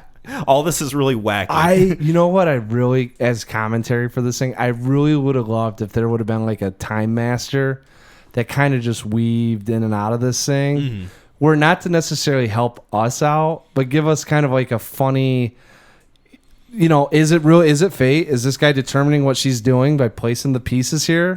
Or is she making choices and all he can do is observe and see what's going on, with the magnifying glass, but we're I was the old lady in the phone booth right in front of it. I was hoping that was going to be her role. Yeah, they almost kind of seem like to set her up as like she knows a little bit more than what the characters do. Yeah. And like maybe what we as audience members don't know. Yeah, exactly. And it still plays into the theme of the film, Yeah. Yeah, I can see why they didn't do it for this because, yeah, that's a great idea, but also it kind of sucks. And No, I get where you're coming from. I think if this was each act was involving a lot of different characters and different scenarios happening, but we had like one character other than like the main characters that were like a through line throughout all of them, and they were kind of like letting more on than we as audience members know, then I think that makes a lot of sense. Because this movie has the same events taking place essentially, and we're seeing all the same characters, then I can see why they don't do that, because it's like they're steeping us in the idea of, okay, this like same situation, different flavor, right? Well, I guess what I'm saying is, not to cut you off, but like, no, you're good. It's the character that obviously we have everyone that is being affected by what's happening, right?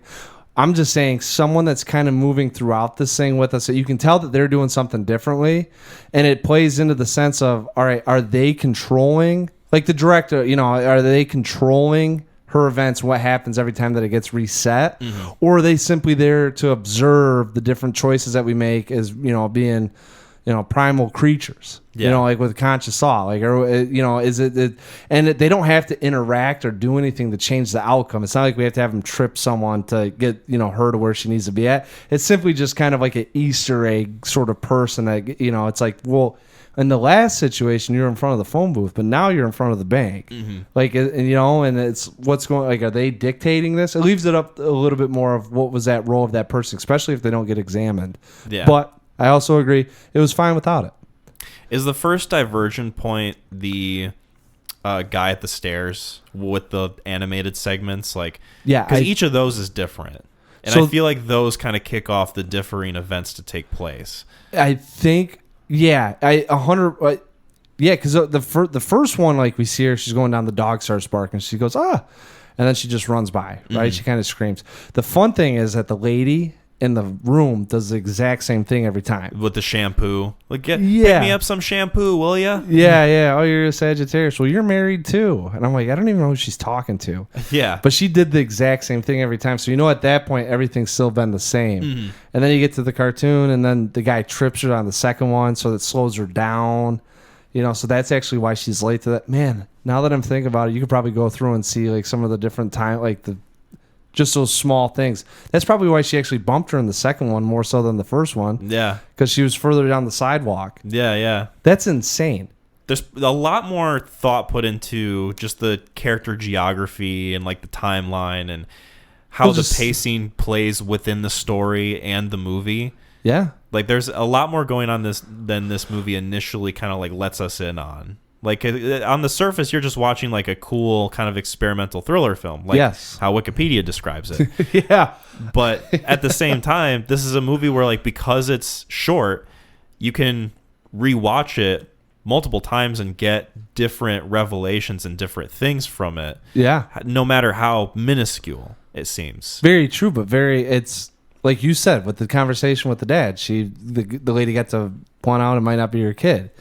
And I would, like, as soon as she got tripped, You're like, oh, she's gonna be a little slower, but you don't know how it plays out in the second iteration of it, or Divergence, whatever you want to call it. Divergent, starring Shailene Woodley. No, we don't need to talk That's about that. a franchise we're going to discuss on this podcast. Yep. I didn't know the police were outside. They're going to arrest me for suggesting the idea. That's crazy.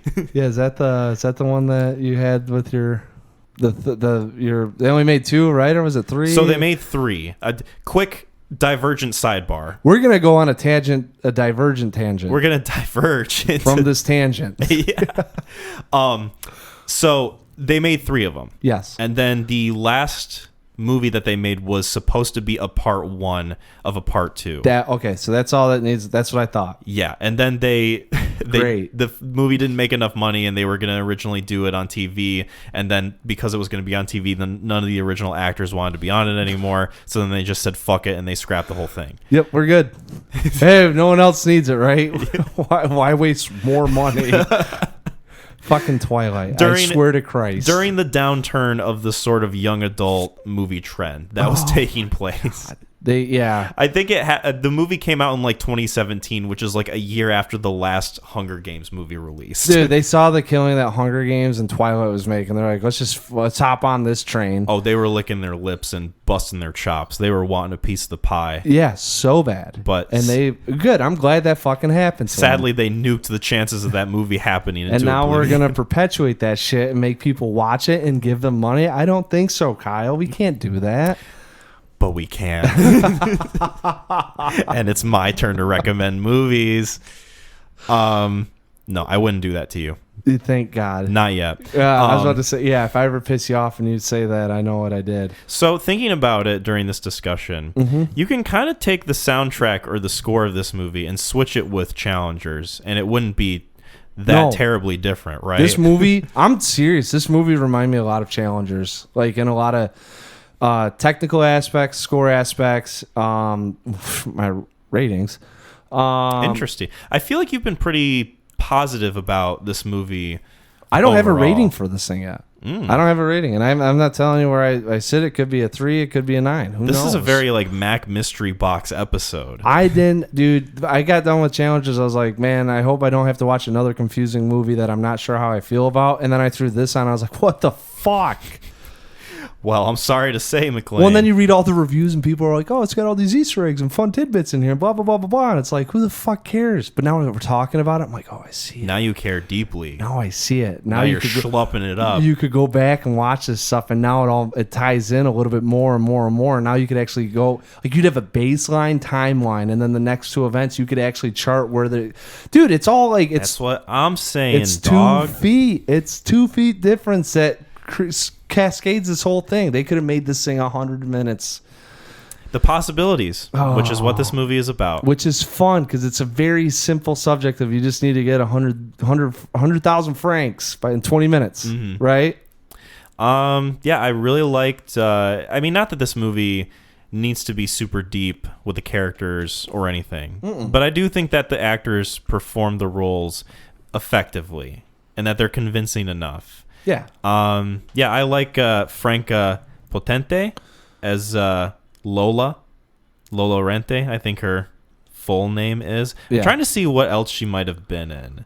So I guess she's in a couple of the early Bourne movies. I think this guy directed the Bourne movies. Is she the love interest from the first one? I didn't watch.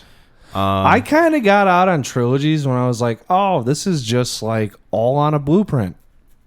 I gotcha. She's also in The Conjuring 2. I'm trying to remember who she is. She plays the nun. Yeah, seems like a lot of like side. Oh, does she? I don't think she does. Oh, damn. I think that's someone else. Because I don't think she's. I don't think she's as like intimidating as the nun actress is. Because like I've seen a picture of the actress who plays the nun, and she's like just kind of scary looking.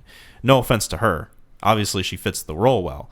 As we continue to dig our grave. Yes. Throw the shovel in the shed after you're done. Yeah, I don't know. It looks like she does a lot of sort of side character stuff that she still continues to get work for. So good for her. She was fine. I mean, this movie probably did that. Oh, she was fine in this thing too. Yeah. I mean, but I don't think they asked a whole lot out of anyone. No, the most they ask is for her to physically run. Oh yeah, I'm sure that was tiring, especially after 3 different go-arounds. Well, yeah. Because, like, do you think that they just reused some of the same footage, or do you think that they had her do different ones each time? My guess was that they probably were like, "Hey, we're doing the bridge scene today. We're gonna get 50 different takes." It's impressive too, because like I was thinking about the extras in some of the shots. Yes, the marking in this. Yeah. It's crazy because, like, that they just did the same thing over and over again with, like, the vehicles and the people. Because, like, the first time it happens, I thought, oh, this is kind of like a lower budget movie. Did they just sort of film in the streets without anybody else really knowing that they're being filmed in a movie? But then you watch it and it keeps going and it repeats. It's like, oh, these people are like in the same positions that they were before. Like the Truman Show. Like not just the people she runs into and interacts with, but like just the people she passes by. No, pedestrians, the cars that are sitting idly, probably driving. They had to, hey, we can't have, that'd be another fun thing. Just go through and watch like everyone else. Mm-hmm. And be like, how far off are they? Or is it different? Someone different, Yeah. Like that would be kind of, a lot of really good coordination put into it. Yeah, and I think you get away with that with a simple story. Instead of having to expand on characters and working with them and their emotional state and doing this, it's like, all right, in this one you're gonna be upset, but hey, for this whole scene we've got to get this and this right on a technical aspect. Because this movie could have easily been not anything having to do with the different timelines or the different outcomes or anything, and it could have just been a straightforward low budget thriller where she just continuously runs, and it's filmed in an interesting way, and it's got this interesting score, and there's like this continuous thing that keeps building onto itself. Yeah. But then it necessarily doesn't like, cut into different outcomes or possibilities. Whereas, I like the fact that they go with this route, and I like the fact that it is like experimental that way. It does a different sort of thing with a very simple premise. Yeah. Yeah. Very incredibly fun. Mm-hmm. No, I can't believe I've been saying this. This is a very opposite turnaround for you compared to Challengers. Yeah. Was there anything else that you want to discuss with this? I think that I'm good. Set. This is kind of, it's just check it out is about the best I could say. So there is a couple notes I have. Okay. Before we wrap up. They're very quick. So this movie was an inspiration for many different things in the years after, and I'm going to list them. The music video... Excuse me. I had my own mix up there. Yeah. The music video for Bon Jovi's It's My Life is inspired, or was inspired by this movie. The music video for Ocean Avenue's Yellow Card, not entirely sure what that is. I'll have to listen to that later. I was meant to watch these, and then I just didn't have time to see if like the inspiration was actually translated. Yeah. The music video for Happy Homemaker by Canadian singer Melanie Doan is also an homage to the film. And this is the most notable one. Okay. It was the initial inspiration for the 3-day cycle in The Legend of Zelda Majora's Mask. Whoa! If this movie didn't exist, we probably wouldn't have a Zelda game. Majora's Mask? Crazy to think about. That's like 97, 98 on Nintendo 64? I think it's 2000 exactly, maybe? Ocarina of Time is the one you're thinking of. Yes. Yeah. So that's a very interesting fact that I had to mention. I think I gave my rating for Challengers first, so I'll pass the ball to you for Run Lola Run. I don't feel like I do it justice if I gave it. I'm giving it an 8. I'm giving it an 8. Hell yeah. I'm going off of, after talking about it, this is why we do this shit. All right? Because this was like a 6. And then I would read reviews and I'm like, I just don't get it. And after talking about it, now I'm like, oh, this would be a fun one to rewatch. I think that, it is of the time, so I think it takes me out of it a little bit, and I just couldn't fully immerse myself in what was going on. Sure. Some of the cutscenes with some of the pondering questions that we had about love, I probably could have dealt away with, but like we said, it did segue into the next divergence or whatever it is. So I'm going 8, and I think it's a fun 8. Cool. Yeah. Yeah, I mean, I'm in the same exact boat as you. I was a little bit more sure of how I felt about it after I watched it, fully acknowledging that, yes, it is definitely steeped in the time, not just when it was made, but also just like a lot of the choices of like editing and the visual style. But this is a very fun, does more than it kind of needs to sort of thriller movie. Very simple premise, but it expands upon it in a way that is just inherently interesting and very rewatchable. Yes. So this also is an 8 out of 10 for me. Nice. 80 minutes, I think, is totally like this is like one of those movies where they actually nailed the runtime. Any shorter and it would barely qualify as a movie. Any longer and it would overstay its welcome and get really repetitive. Yes. Cool. Well, speaking of repetition, I like to keep asking things of our audience, and those things are questions. And I have some questions for the audience that we have answers for. That Audience gave us questions? Well, I posed a question, they gave us answers. Okay. And then we're going to go over the answers. Yes. So the question for the audience was, what was the first R-rated film you've seen? How old were you? What were the circumstances of seeing it, and how did it make you feel at the time?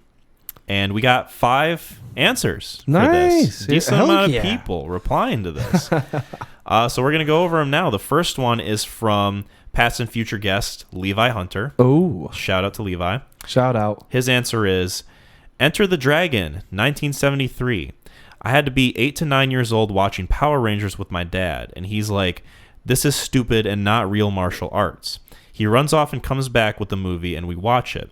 It was awesome, and I think I ran around swinging broken paper towel tubes as nunchucks for months later. Nice. I wonder if, yeah. Have you seen Enter the Dragon? I have not. It's funny enough. My dad had the VHS of it. So the VHS, if you ever seen Enter the Dragon, it's Bruce Lee, and he's in the front, and there's a dragon. Like the cassette tape was like not tape, but the cover was in black. And so on the front, it's just this gold dragon and Bruce Lee, and I think he's holding up 2 nunchucks like this, right in front of the dragon. And it just says Enter the Dragon in all gold. He was in, and I can't remember. I think he was, I think he just had his Taekwondo pants on, or hopefully I didn't piss anyone off saying that. Or martial arts attire. I don't know if anyone's going to read too much into it. But he had he's got 3 claw marks down his chest as he's holding these things up. So like it's very prominent, with the gold and the black, and this guy, he's got the 3. And I remember being young, and we had it on VHS and up in our living room, and in our TV stand thing that would hold the cassettes. And I always remember going up to it and like grabbing it, like, oh man, like I can't wait to watch this. It's like Willy Wonka's chocolate bar. It's one of those covers that evokes a lot of wonder. Yes, yeah, like and my dad would always go, "You're not old enough. You're not old enough yet." And the shit that he would show us, fuck yeah, I was old enough. Are you kidding me? It was martial fucking arts, like.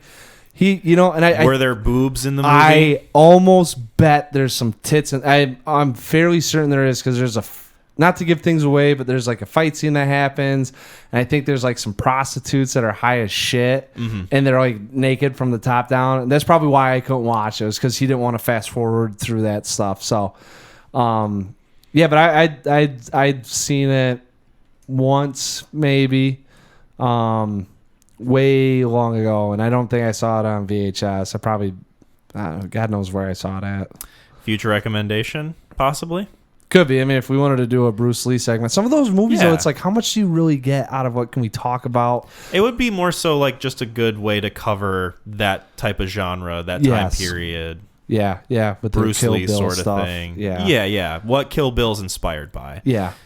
Because there's actually 2 of them. They got Enter the Dragon, and then there's another one that he did with Kareem Abdul-Jabbar, and it's like he's got to go up this fighting thing to get to the boss. Oh, kind of like a Storm the Tower type of thing. Yeah, the Raid. Yeah. You ever seen the Raid? I love the Raid. Yeah, it's kind of like that. We got to go, and it's so Kareem Abdul-Jabbar is actually in it, and he's like the. That's neat. He does the kick boxing stuff. So like Bruce Lee's trying to fight this 7-foot behemoth, and all he does is like swing his legs around and crushes his soul. Right. That's cool. Yeah. Joanne, my mom, All right. she has an answer, and she says, First Blood, 1982. First date with your dad. First date with your dad. Not really what I would normally watch, but I wanted him to like me, so I went along. Probably my first somewhat violent movie. It was okay. The movie. What? The date was great. Shout out to my parents. It is their wedding anniversary today. Nice. Congrats. 36 years. So shout out to my parents. Thank you for making me. I appreciate it. Wait, Kyle, aren't you? You're 35, right? Does that line up? So what's funny is I actually watched First Blood for the first time probably 3 weeks ago. Yeah, I think that's what we were talking about. Yeah, I really enjoyed it. Really loved it.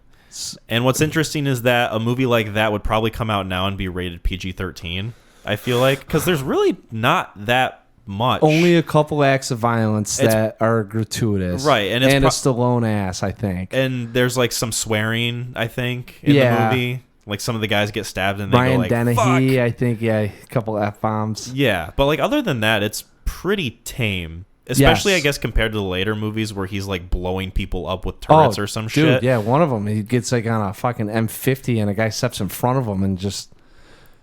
I don't even know how to describe that. I'm excited to see him just from a evolution of a franchise standpoint. Like, how far does this deviate from the intentions of the first movie? Oh God, it's just Rambo is his name. That's all it is. At some point, they drop the First Blood and they just stop pretending it's connected at all. Oh yeah, that's how far did you get into it? Have you seen the most recent one? I've only seen the first one. Oh, still. Yeah. I've been kind of lacking on my goal to watch classic franchises. But, yeah. I'll probably pick it up sometime soon. I saw this one. I think I was... Sam would know. I think we were both in middle school. So I could have been 12, 13. Mm-hmm. We rented it from Blockbuster. My dad, hey, if we're looking for a good film to watch, check this one out. 12, 13-year-old me, like... All right. Kind of kick-ass, though. I mean... But you don't get the whole... Like, I wish I would have watched it a little later so I knew the impact of him coming back from Vietnam and being the war veteran that is an outcast in his own town. Right. It's not like as in-depth as something like The Deer Hunter, but there's something going on there that offers a little bit more than just, like, mindless violence. Yeah, because it's a good premise or good setup with, like, him coming back and just not being accepted and how much he had to go through for this country to still go on, and yet he can't go into a town and be recognized as a person, and it's like when you're watching it, it's like, oh, I don't know what the fuck happened. Like he's just mad at him. He's walking through the town. It's like, man, that guy kind of sucks. The police officer, like that's bullshit. He's just walking, right? But there's this whole overlying, angst going on that I didn't pick up. So yeah, it's not.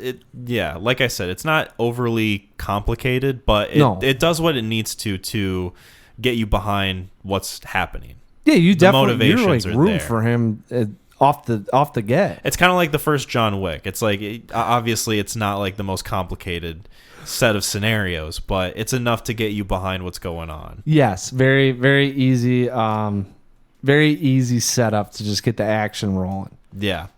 The next one comes from Lucinda, and she says, "Alien at my parents' friend's house. They were talking and weren't paying attention. I was excited to watch something forbidden, in air quotes. I don't remember being scared." Interesting. I would like to know how old you were when you watched it, Lucinda. Yeah, I mean, I feel like that is a little bit more understandable of an R rating compared to something like First Blood. Alien? Yeah. Yeah, they didn't even tell the people that it's all like genuine fear. Yeah, with the scene. Yeah, I guess we should. Yeah, yes. The scene that it is the most infamous scene from the movie, we'll say. Yeah, you'll know what scene we're talking about. Most people will understand what we mean. And it's not Sigourney Weaver or Crop Top. No. We're thinking of the scene that has been referenced to death in pop culture in many different facets. But yeah, I mean, that's a solid first R-rated choice to check out, I feel like. I can tell you how old I was when I saw it for the first time. How old? I was 25. Oh. Yeah. Very recent-ish first time viewing. I mean, 25 or 26. I don't know. Not too much of a difference there.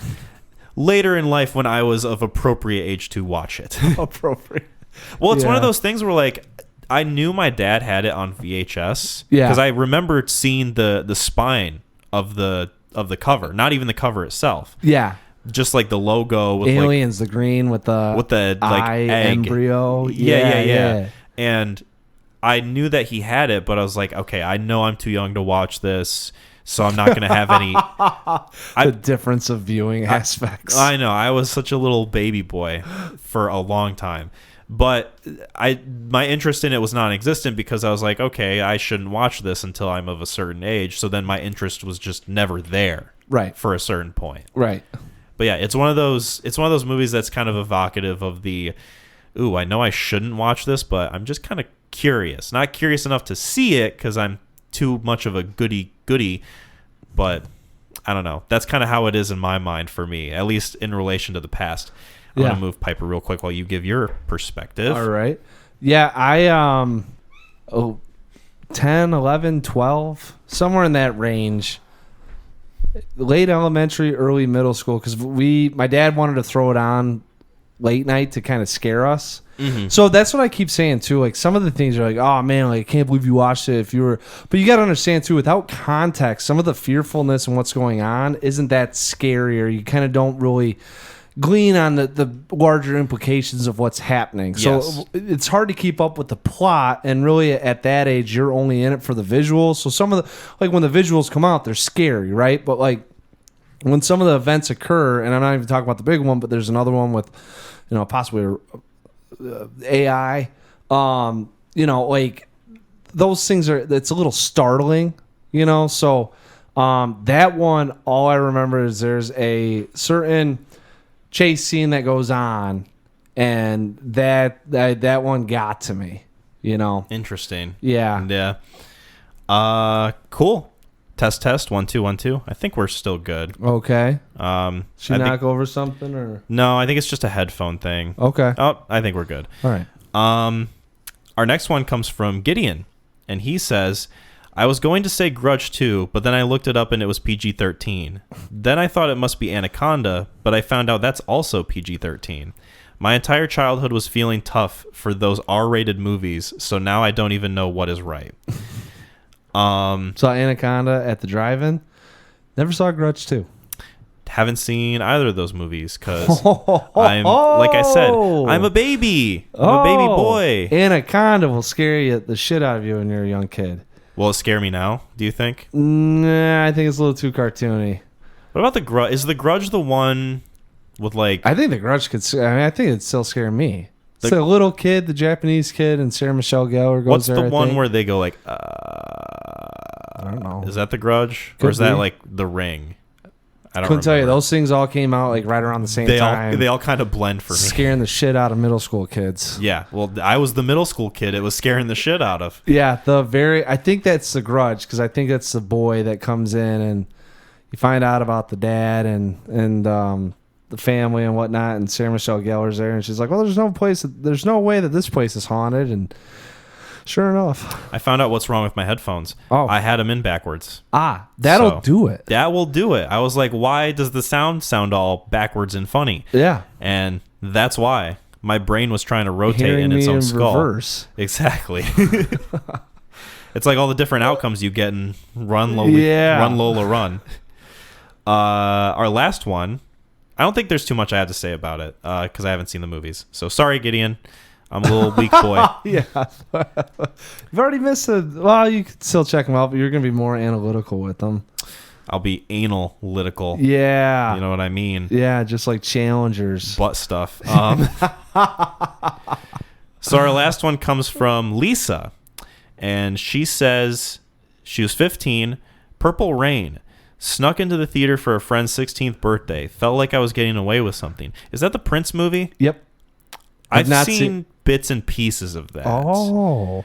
And there's a scene where he's like with this lady by the water and she like takes her top off. And you definitely see boobage. Okay. Because I think my parents were watching it on like one of those, like, it wasn't a cable network. It was like one of those like HBO type of things. Mm-hmm. It was like they could show nudity and have yeah. people swearing and stuff. Yeah, And Skinamax. I remember that being a scene, so I understand why it's rated R.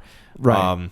But the movie itself, I have not checked out. I haven't seen it either. I'm not going to lie. I've always thought it was an hour-long music video. So, I mean, it might be. yeah, I don't know if it's like the Purple Rain CD done in like cinematic form or what. I always thought it was one of those things where it was kind of like what's the Eminem movie?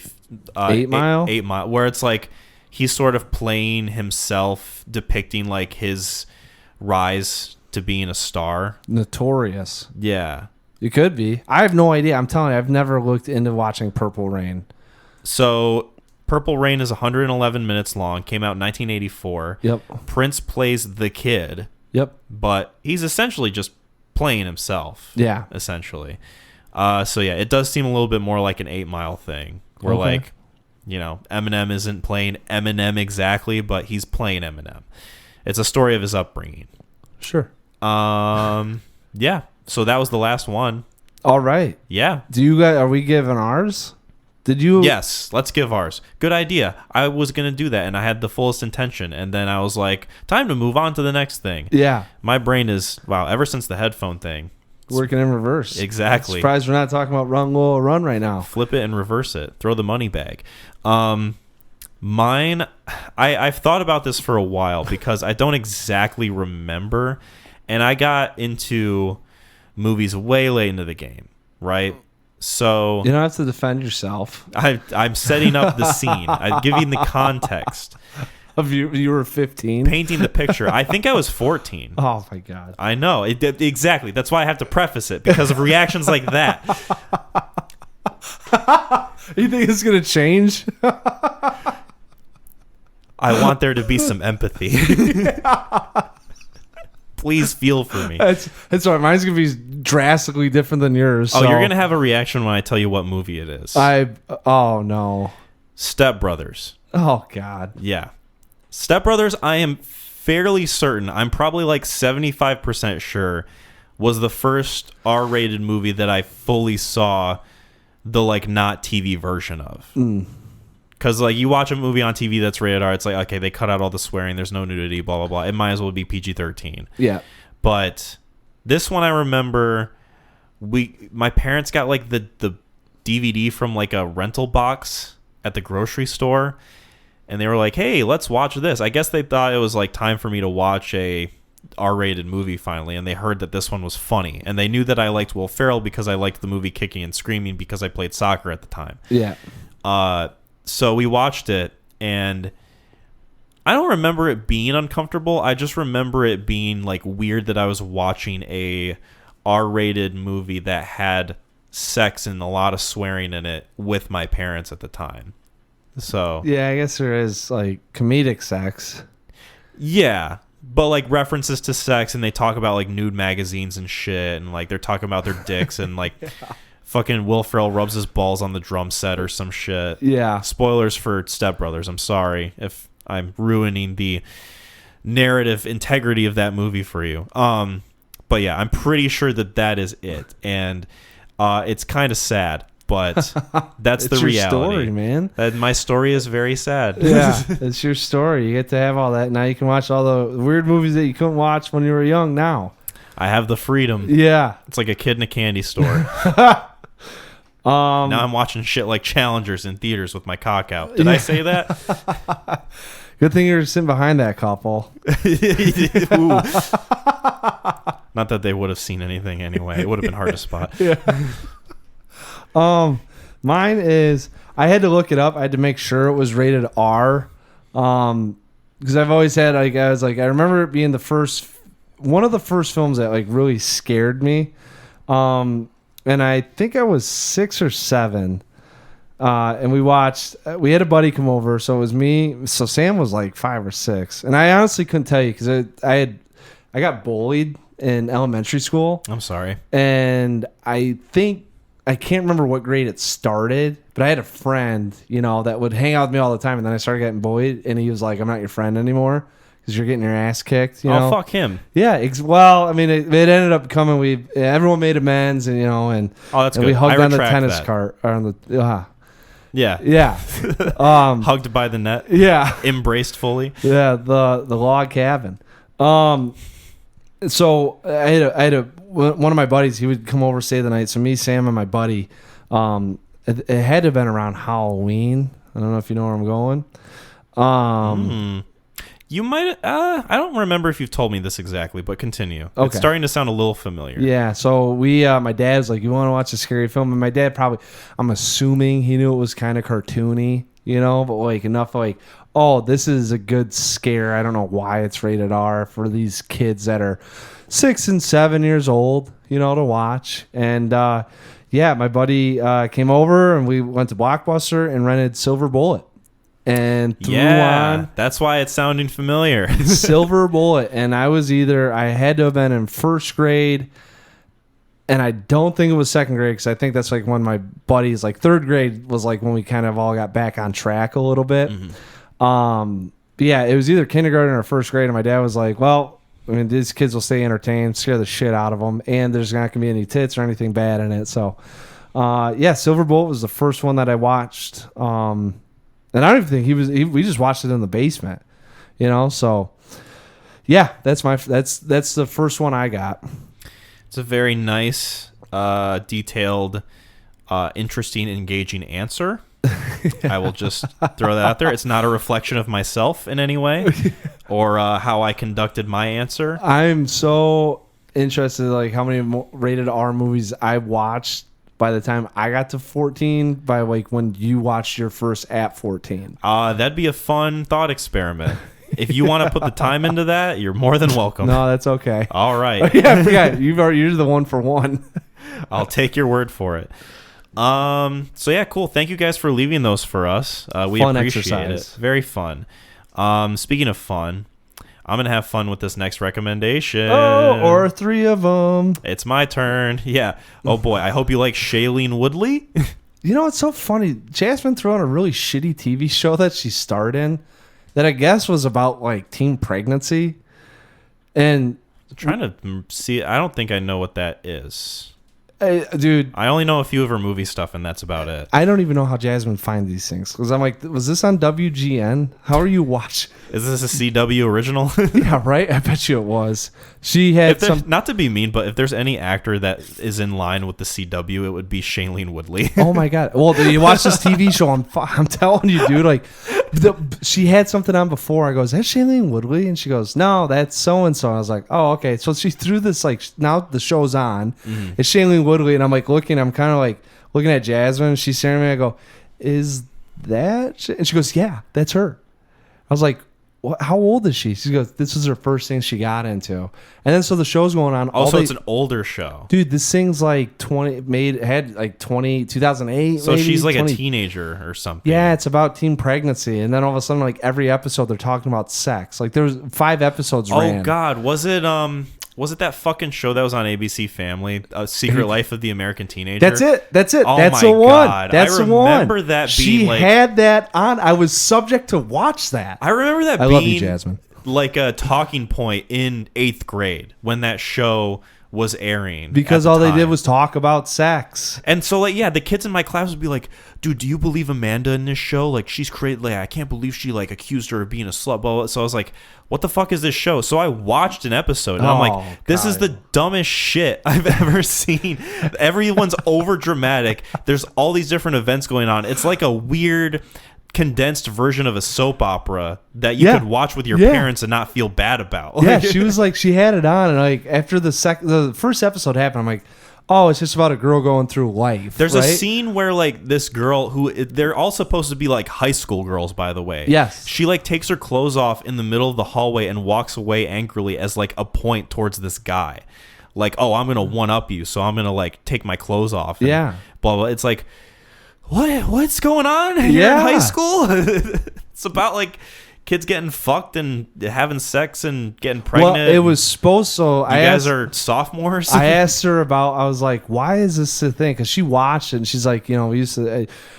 talk about it when we go back into school and whatnot. And I'm like, oh, and she's like, oh, I'm realizing they're talking a lot about sex, but it's a lot about like sex prevention and like just the confusing time as a teenager going through the hormonal stages, Yeah. you know, and she goes, this came out almost immediately after the first Teenage Mom show came out, or what's it called on MTV? Teen Mom. Teen Mom, right? Which was on last night. There was some talk show thing going on that she had on. Burn it.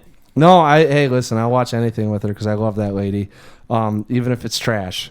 But she can call it trash TV too. So, but she goes, I think they came out with this in response to the Teen Mom because like some teenager had a kid and now is making money.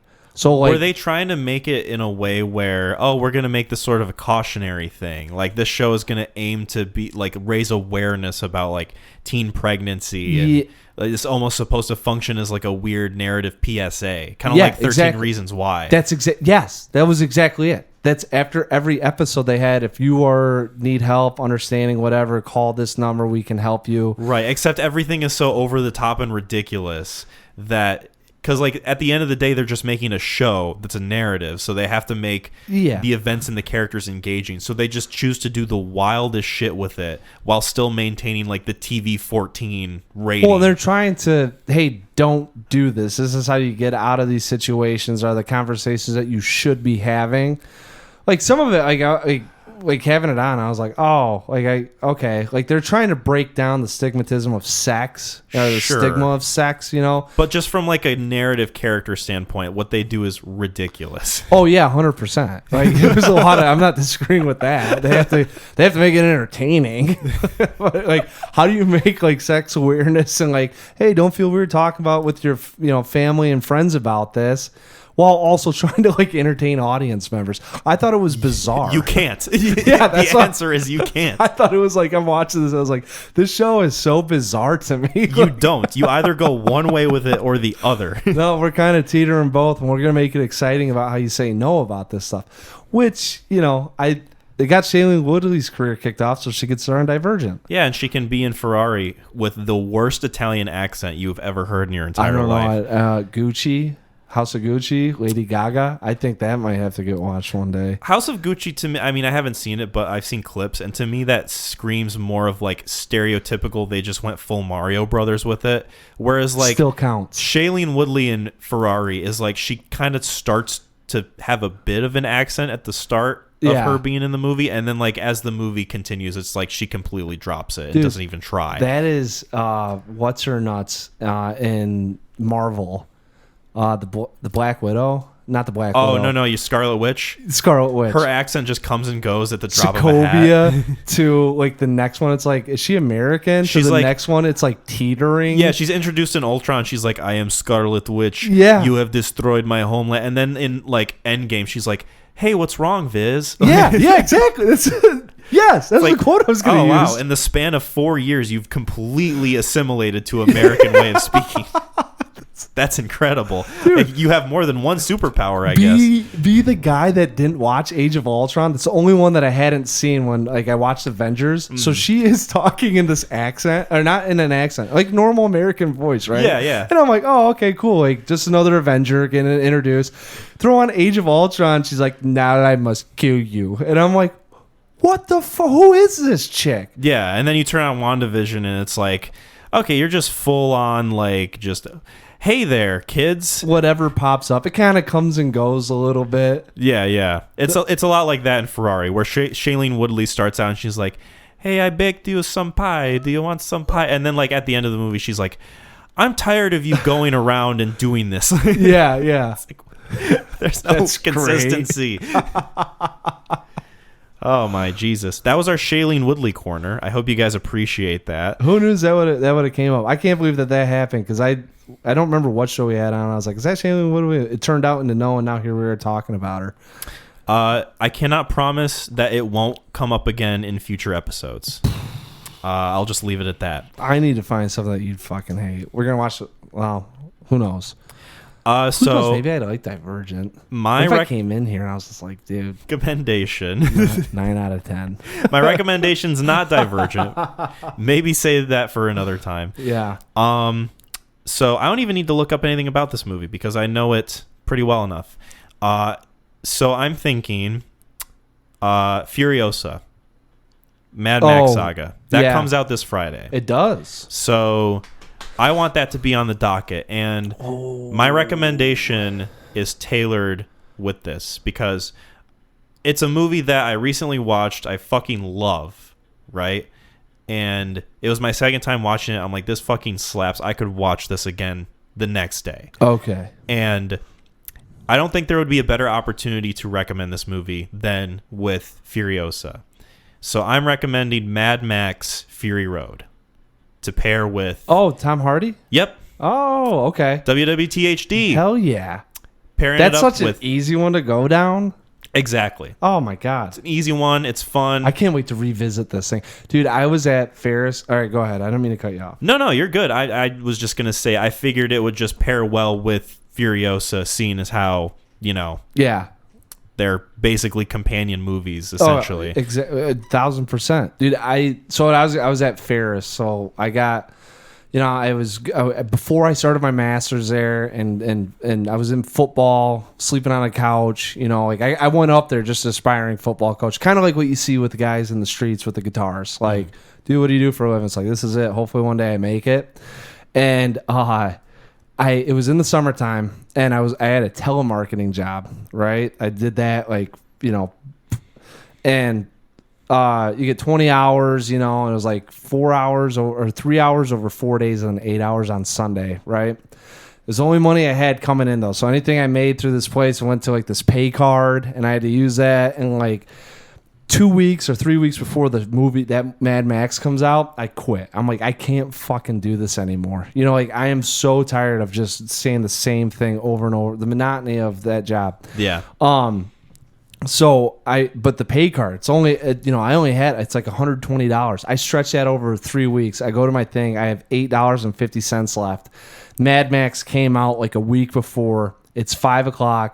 It's like summer break. So all the football guys are at home. There's nothing going on, right? I'm just sitting in this place that I was crashing at. And I'm like, all right, how much does it cost to go see this film, right? $6.50 to get a ticket. Nice. I'm like, I've got just enough to cover this. And I think I scrounged up some change to get like some popcorn, or something like that. Yeah. Dude, it was like, and then it's one of the weirdest feelings in the world because you're like, all right, this is the last little bit of money I've got, and you get so pumped and you go and see it and it's fucking whatever it is. And you get out and you're like, well, that's it. That's what I spent my last. And now I'm going to die. Like I've got $2 left in my bank account, and I don't have a job. Time for me to lay in my car and just pass away. Existential crisis, just left and right. With what are you gonna do now? But I'll tell you what. 2.5 hours of like ecstasy of just being like, I've made the best decision in the world. Yeah, no regret. No, and that's not. The film, the rating I got on this thing might differ, but hey, we'll see. We'll see. All I know is that it goes down easy. It does. So cool. Thank you guys for listening to the 72nd episode of the Neon Crew podcast. If you don't want to be spoiled for Mad Max Fury Road and Furiosa, a Mad Max saga, be sure to check those movies out before episode 73. Thank you guys so much for listening to this episode. Be sure to check us out on YouTube, Spotify, and Apple Podcasts. Be sure to check out our social medias on Facebook and YouTube community. Be sure to give us some 5-star ratings on Spotify and Apple Podcasts if you can help it. And also subscribe to the YouTube channel if you haven't already. Cop some merch from our Etsy page. And shout out to Gideon for doing our music. And shout out to Lauren for doing our logo design. Mac, what do we say at the end of these? Should I do it like Tom Hardy and Mad Max? Go for it. No, it's a joke. He doesn't talk. Yeah. That was good. That was good. I appreciate it. That was a good joke. Yeah. WWTHC. Yeah. Bye, everyone. Fucking ridiculous.